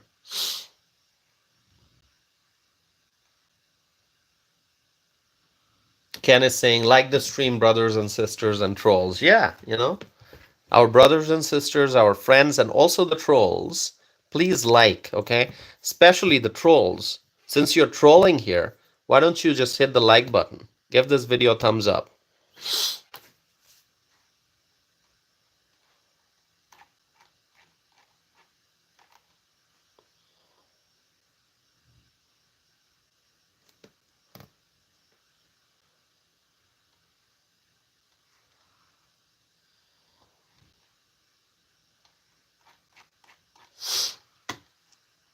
Ashton is saying thumbs down. You want to give this video a thumbs down? Listen, Ashton is here saying thumbs down for my video. Well, Ashton, you have been here for quite a while, and I just appreciate the fact that you are watching my video. Okay? If you don't like what I'm saying, that's okay. But you're watching, so I thank you for that. Okay? Now keep watching. Keep watching, Ashton. Keep watching. All right? Go ahead. Keep watching.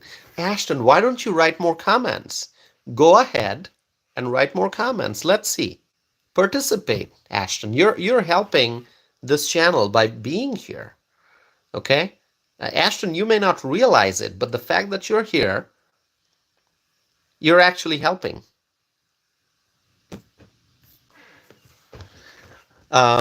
Ashton is saying you're talking about gas stations. How about some substance? What exactly do you mean by substance? I am talking about work ethic.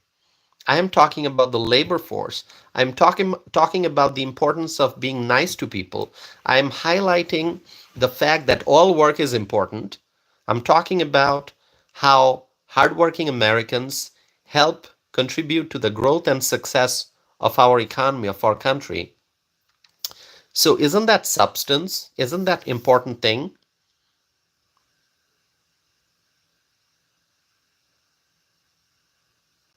I mean, if you think talking about gas stations is not substance, how many gas stations are there in the country?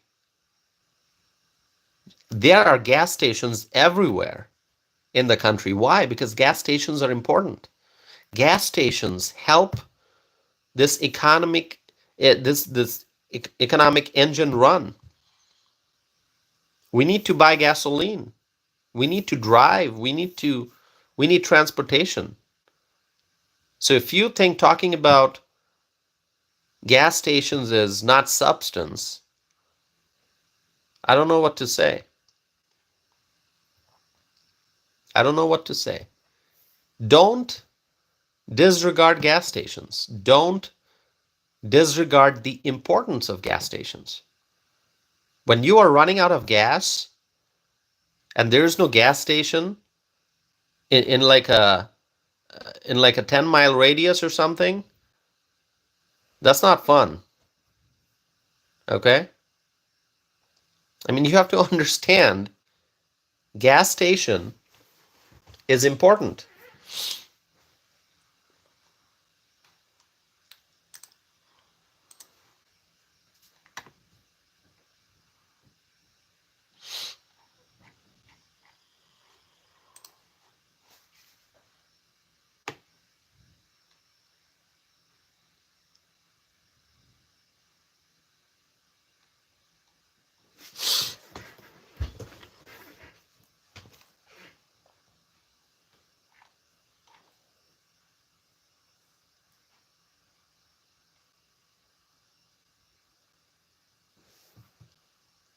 Okay.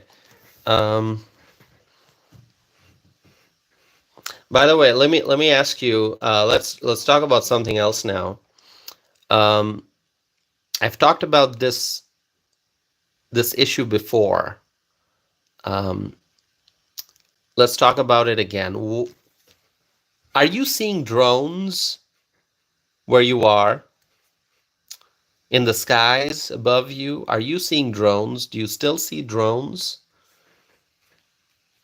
The drone issue, let us not forget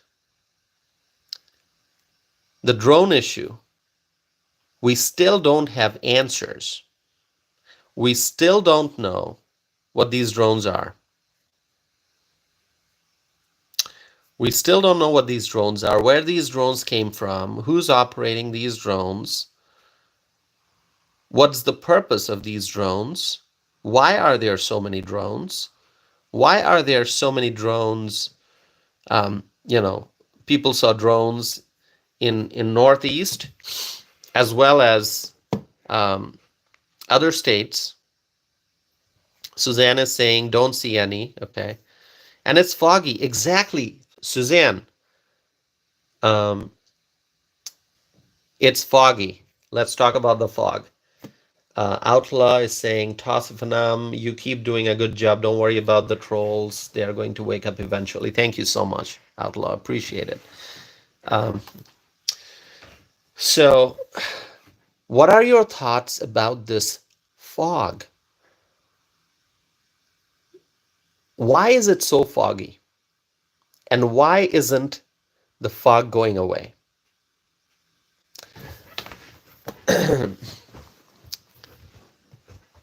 Yesterday, it was so foggy during the day, earlier in the day, during the day, and if you just look at the last few days, I mean, this is unusual level of fog. There's fog. We see fog in the morning, early in the morning, and as the hours go by, the fog kind of subsides, the fog goes away. But what we have seen in recent days, like long-lasting fog like we've never seen before. And if you go on the internet, different people have posted different things about this mysterious fog. It's not your normal fog, let me tell you that. It's not your normal fog. First, we see these drones in our skies, and people kept seeing the drones and reporting and capturing videos and taking photos. And then we're still wondering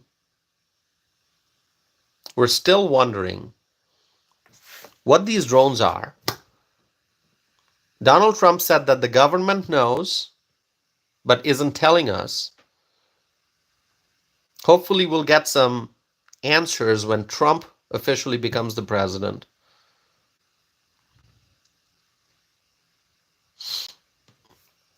But really, what are these drones? So first we see these drones and people started taking pictures, capturing video clips, and suddenly now we have fog. Long-lasting fog that doesn't go away. Early in the morning it's fog, late morning it's fog, afternoon it's fog, late afternoon it's fog, evening it's fog, nighttime it's fog. It's just fog, and so dense fog. So dense fog. And because of the fog, now you can't see the drones. I mean, think about it.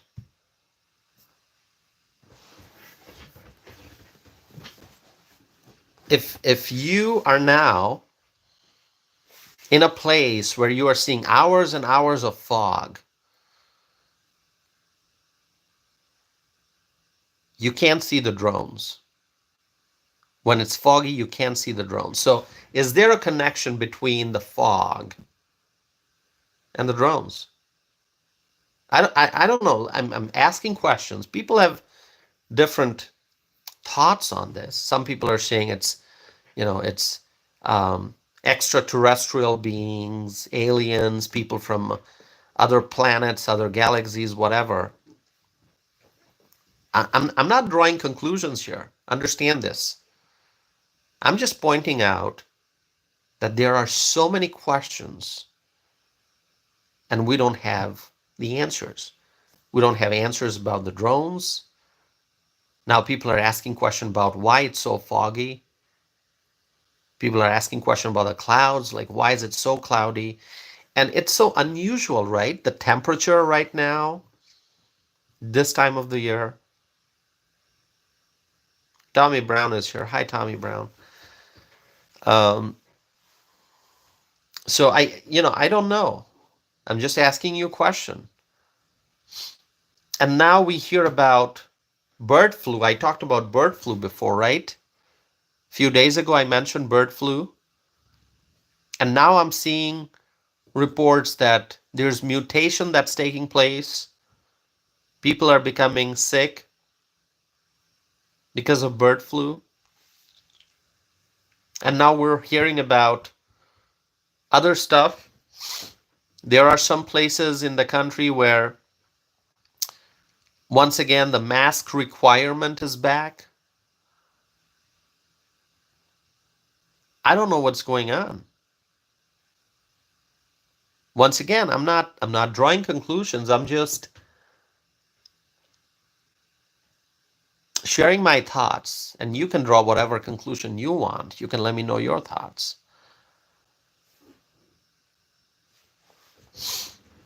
And now in Wisconsin, we hear about the norovirus. I think it's not just in Wisconsin, but in other places too. So we've got so many things going on. We've got the drones, still no answers. We've got the fog, weird fog. And some people have even said that there's a smell. It's not your regular fog. There's like this certain smell about this fog. The clouds, not a lot of sunlight. Bird flu, getting out of hand, going crazy. Mutations, what is going on? I mean, of course, throughout the year we see viruses like norovirus and influenza, RSV, stuff like that. These things come and go. People get sick, people recover. I understand that. I'm in healthcare policy. I get that. But this bird flu, the drones, and the fog, crazy stuff. What is going on? What is going on, my friends? And why do we still not know about the drones? I mean, the United States, we're a global superpower. There are drones flying, and we're not getting answer from the executive branch of government about what these drones are. Are these foreign drones? Are these US drones? What are these drones? So don't forget about the drones. We still don't have answers. Don't forget about the drones. We still don't know what these drones are. And this weird fog. So I don't know if there are extraterrestrials, aliens, creatures, beings from other planets, other galaxies trying to make contact. I don't know, really. Sci-fi stuff, right? Sci-fi. Anyway, my friends. Okay.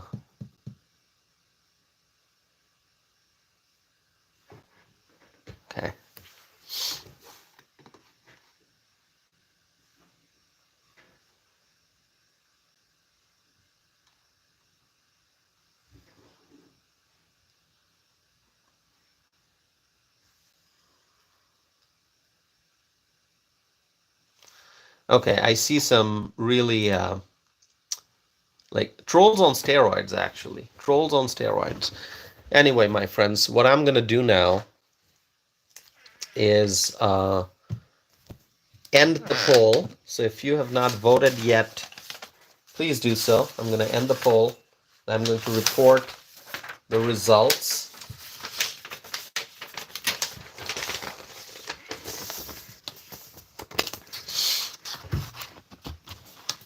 The question is,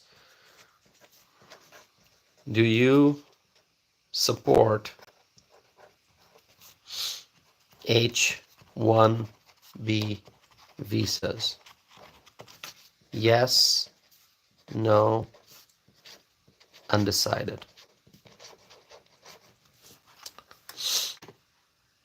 Ending the poll, 259 votes. 36% said undecided. 33% said yes.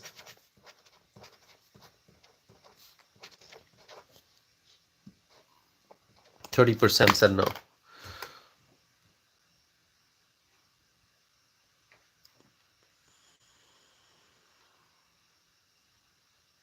Liz is writing, thank you for what you're doing, and I hope that you read what I'm saying because I always listen to you and I know that you're doing so good, and thank you. Thank you, Liz. Thank you. I appreciate that, Liz. Thanks for your support. Longdon family, thank you so much. Longdon, you are from Colorado, right? Am I correct? Longdon family?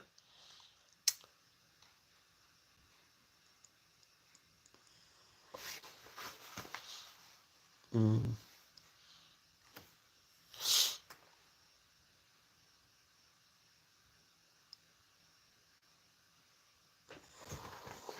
Okay. So my friends, let me share with you the results. Okay, so I asked the question tonight, do you support H-1B visas? The options were yes, no, and undecided. 33% said yes, 30% said no, 36% said undecided. So most, the largest percentage of people said undecided. Undecided. 36% said undecided. 33% said yes, support for H-1B visas. 33% support H-1B visas. 30% do not support H-1B visas. 36% is undecided. So, as I was saying,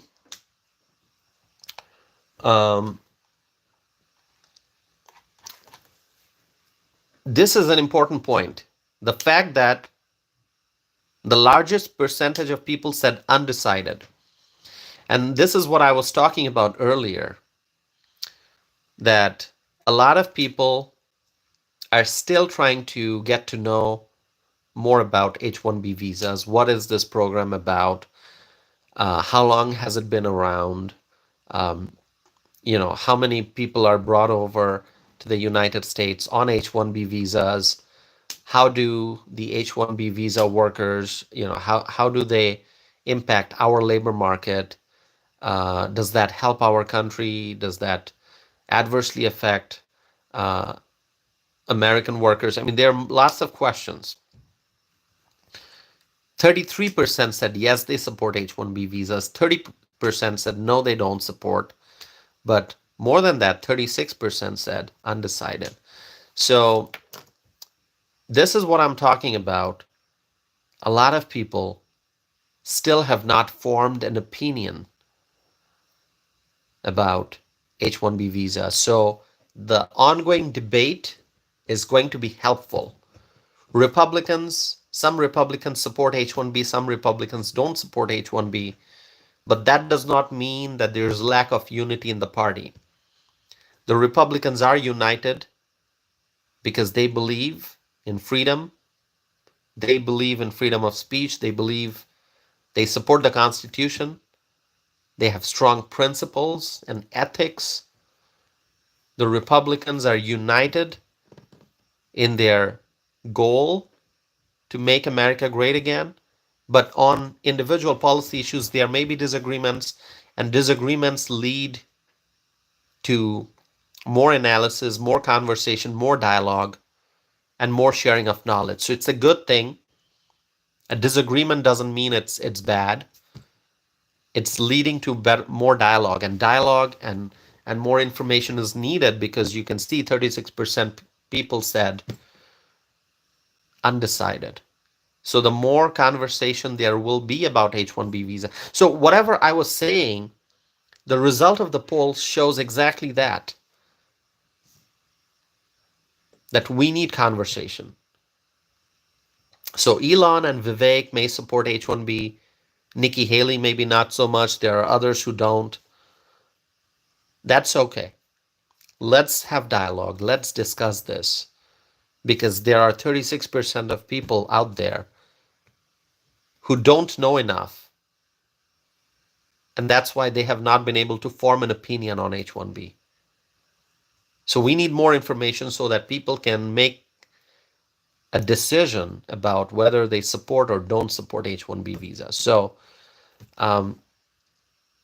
yeah, my friends, the Republicans are united. Freedom-loving Americans are united.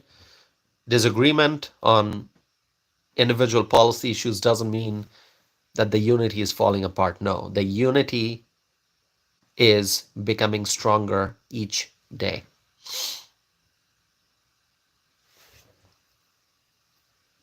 Johnny is writing, you're not even from USA. I am a US citizen. I'm a US citizen. Okay.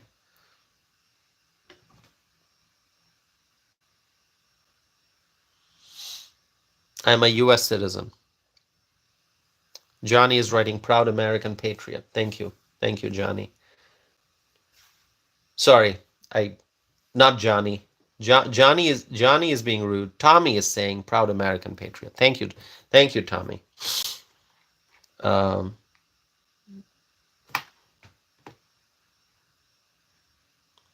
Gina, thank you, Gina. Gina is saying yes, and then American flag.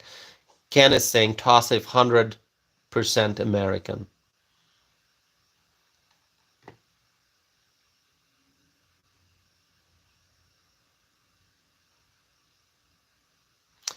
Enlightenment is writing, Enlightenment is saying that, hold on, my friends. Give me 1 second. I'm going to change the screen.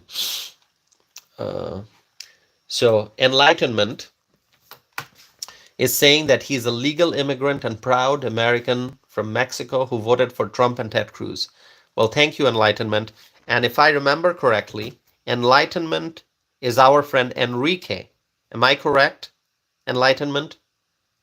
You are Enrique from Texas and a Trump supporter, right?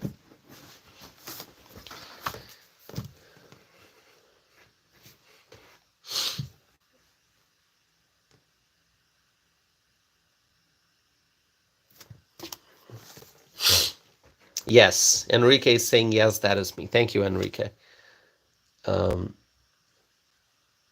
Okay. Scott is writing, what have you done for this country besides vote for Trump? Why don't you go and take a look at my bio? I have pinned my website information at the top of this chat window. You can go to my website and you can read about me. You can read about what I have done, my accomplishments, my contributions to this country. You can read, it's there. You know, I get a lot of questions. People want to know about me, who I am, what I've done, my history, my background. But every time I get a question, I can't just go on giving a long answer every time. So that's why it is important that you go to my website and you read my bio. It's right there. And, you know, it'll answer a lot of your questions. You don't have to like me. You can dislike me. You can disagree with me. Whatever. That's okay. But if you want to know about me, you can go and take a look at my website. And there's a lot of information there.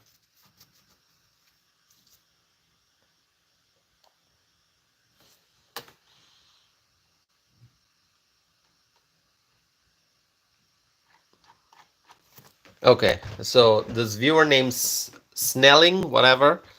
Uh, okay, whatever. You don't have to like me. That's fine. Um, I'm just glad you watch my videos, huh? Listen, those who don't like me, but you watch my videos, well, thank you. Thank you so much. Okay. Um, all right. Yeah, well, listen, like Snelling Scott, you don't like me. Viewer name Snelling. Is that a name, Snelling, or what? Does it mean something? Anyway, you don't like me, but you watch my videos. Um, uh, that's a good thing. Watch my videos. Yeah, watch my videos. All right.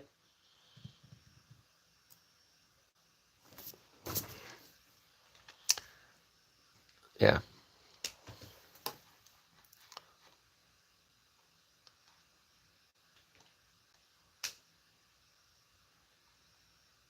Enlightenment. Our friend Enrique is saying we like you. Well, thank you, Enrique. I appreciate that. Uh,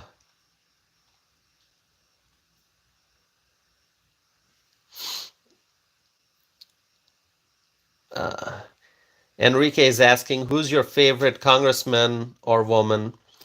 There are so many House members, right? So many wonderful congressmen, congresswomen in the House. It's hard to say, like, here's my absolute favorite. There are some wonderful, wonderful congressmen, congresswomen, um, really great people. Um, so, and I know a lot of them.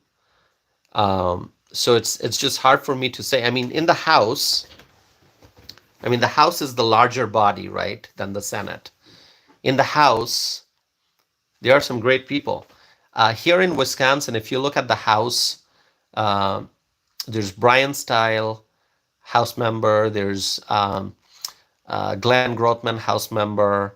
There's Derek Van Orden, House member. There's Tom Tiffany, House member.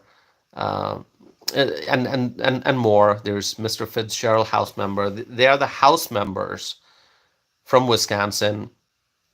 Um, so if you look beyond Wisconsin, other states, there are some great House members also. It's hard to pick one. It's hard to pick one and say this House member is my absolute favorite. Um, like outside the state, outside Wisconsin, you look at Byron Donalds. He's great. I like Byron Donalds. Um,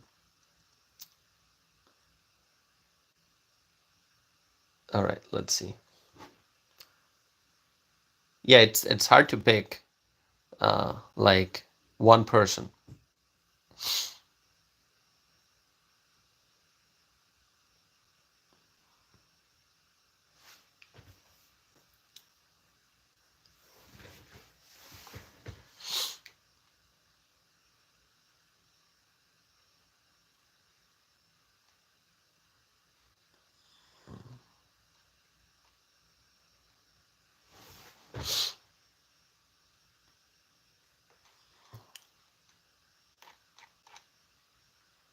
So Crockett is asking what list because viewer named Boot has said list. Listen, Crockett, you know what list he's talking about. When I ask my friends where you all are from, and I write down where you are from. That's what Boot is talking about. Okay, Boot doesn't like the fact that I ask people where they are from. Okay, that's the list he's talking about. Okay.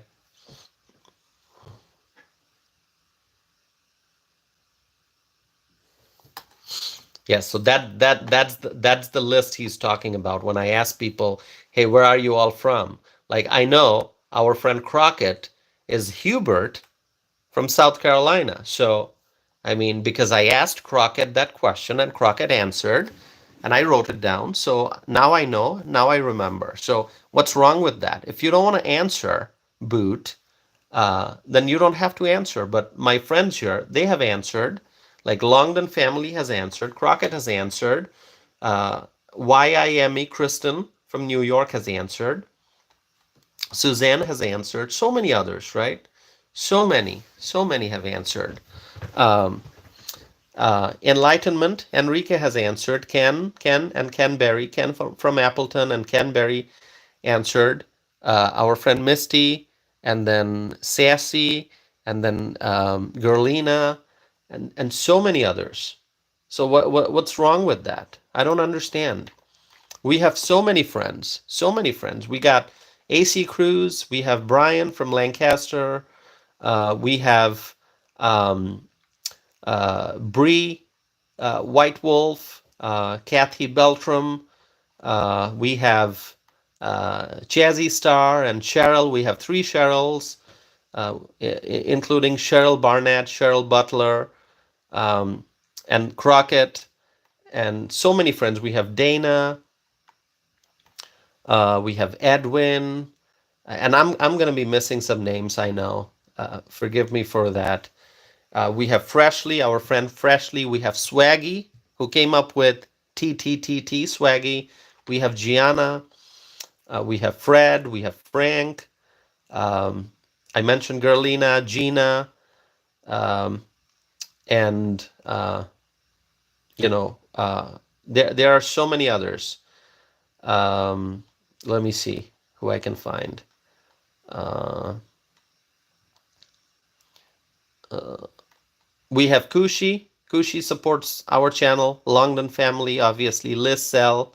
Liz is from Florida, right, Liz? We have Invisible Man, me. Invisible Man, if I miss seeing you, I apologize. I mean, you're invisible. Come on. Thank you for being here, Invisible Man. Um, and then we have Melissa, Scheller. We have Marjorie. Of course, our friend Suzanne, I mentioned. Misty, I mentioned. Mickey. Who else? Let's see. There are so many. I can't go through all the names. Of course, Pearl, and we have Paul. Um, we have Robert Graham. Um, Sassy, I mentioned Sassy. Selena, and let's see, who else? Who did I miss? Texas Repo, One Texas Miner. We have the True Patriot, who is Lizzie. We have Journey to Justice, Rachel. Um, okay. We have Bill from Las Vegas. We have Word from Alabama. I mentioned Kristen from New York. Pamela Hernandez from California. Our friend Teresa Ross from Arizona. Laura Floyd from Texas. Uh, so yeah, I mean, and many others, many others. So um, yeah, talk about lists. See, I get to know people. I get to know my friends. Who did I miss? Did I miss anyone?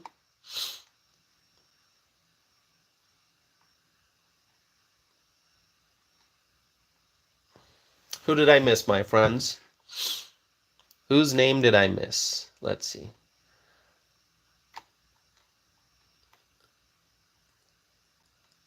I mentioned Misty. I did mention Misty, our friend Misty Adams. Uh,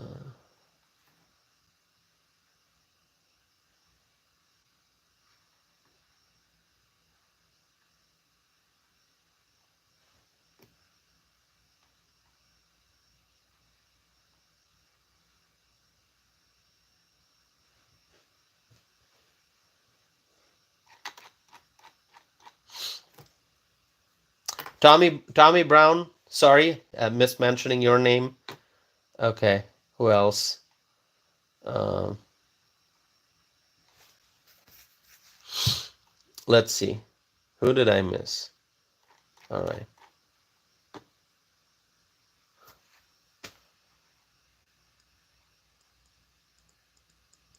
All right. Sorry, whoever I missed. I'm sorry.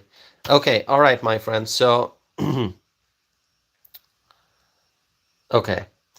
Uh, Thank you so very much. My computer is slow, so I'm trying to. Michelle, yeah, AC Cruz says Michelle. Um,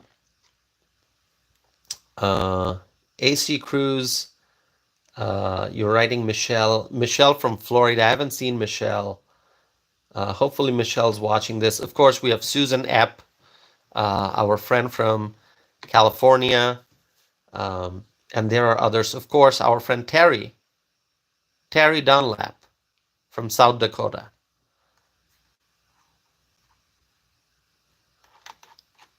Terry has been supporting this channel since day one. Mm.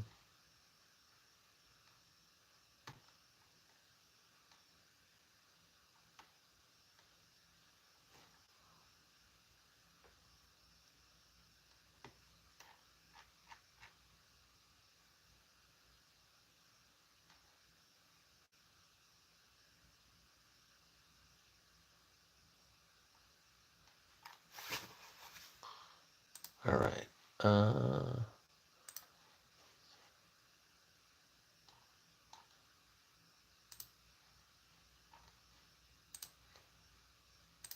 I apologize. My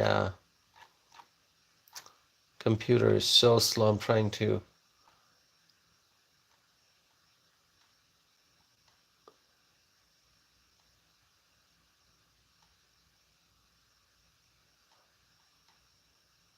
Okay, Tyler. Missed Tyler.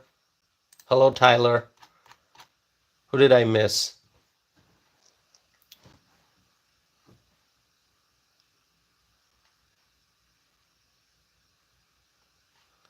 Uh, a viewer writes, greetings from Poland. Well, thank you. Of course, Aaron, Fuzz. Uh, so who else did I miss? I missed mentioning Aaron and Tyler. Who else?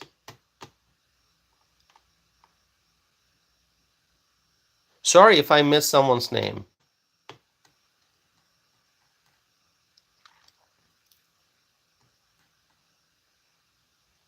Okay. All right. Anyway. All right, my friends, I am going to wrap up this live stream now. 2 hours, 28 minutes. Uh, okay. Ken is saying Liz wants to talk about uh, Liz. Where's Liz? Let's see. Is it you mean Liz or Liz here?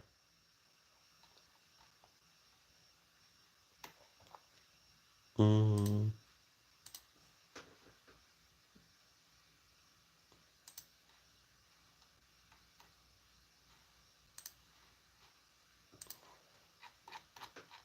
Liz, okay, I'm not seeing that.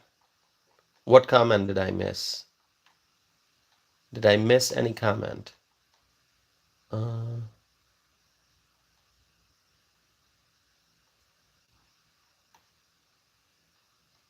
okay. I am sorry if I missed any comment. Okay. All right, my friends. Please, if I missed addressing any of your comments or questions, you can email me. My email address is tosif@tosifanam.net. Tosif@tosifanam.net. Please do that, my friends. You can always email me. Thank you so very much. So many comments came in today, so I missed responding to a lot of comments and questions. So I apologize for that. Um, Send me an email. Okay? Send me an email. Liz is writing, you are a proud, amazing patriot, and thank you so much. Well, thank you, Liz. Thank you. I appreciate it. Um, mm,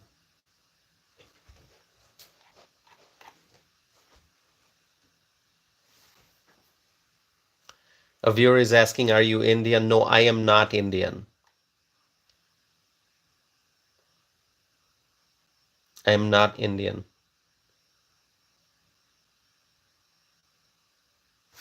Okay. All right. Okay. Thank you so much, my friends. I'm not Indian. I told you a question. I'm originally from Bangladesh, and now I'm a proud American citizen. So I am an American. Okay. All right. Thank you so much, my friends. Thank you. Suzanne, thank you. I appreciate it.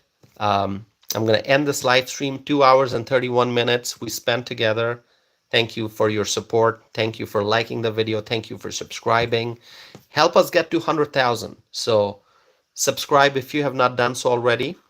And slowly but surely, we are going to get to the 100,000 subscriber mark.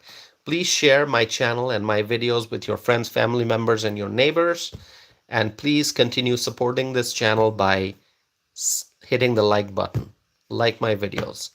My friends, may God bless you all. May God bless our president-elect, Donald J. Trump. May God bless the incoming Trump administration. May God bless the United States of America. May God bless the U.S. allies. And may God bless freedom-loving people all over the world. Thank you so very much. Have a good night, and I will be back again with more videos and more live streams. Have a wonderful night, my friends. Thank you.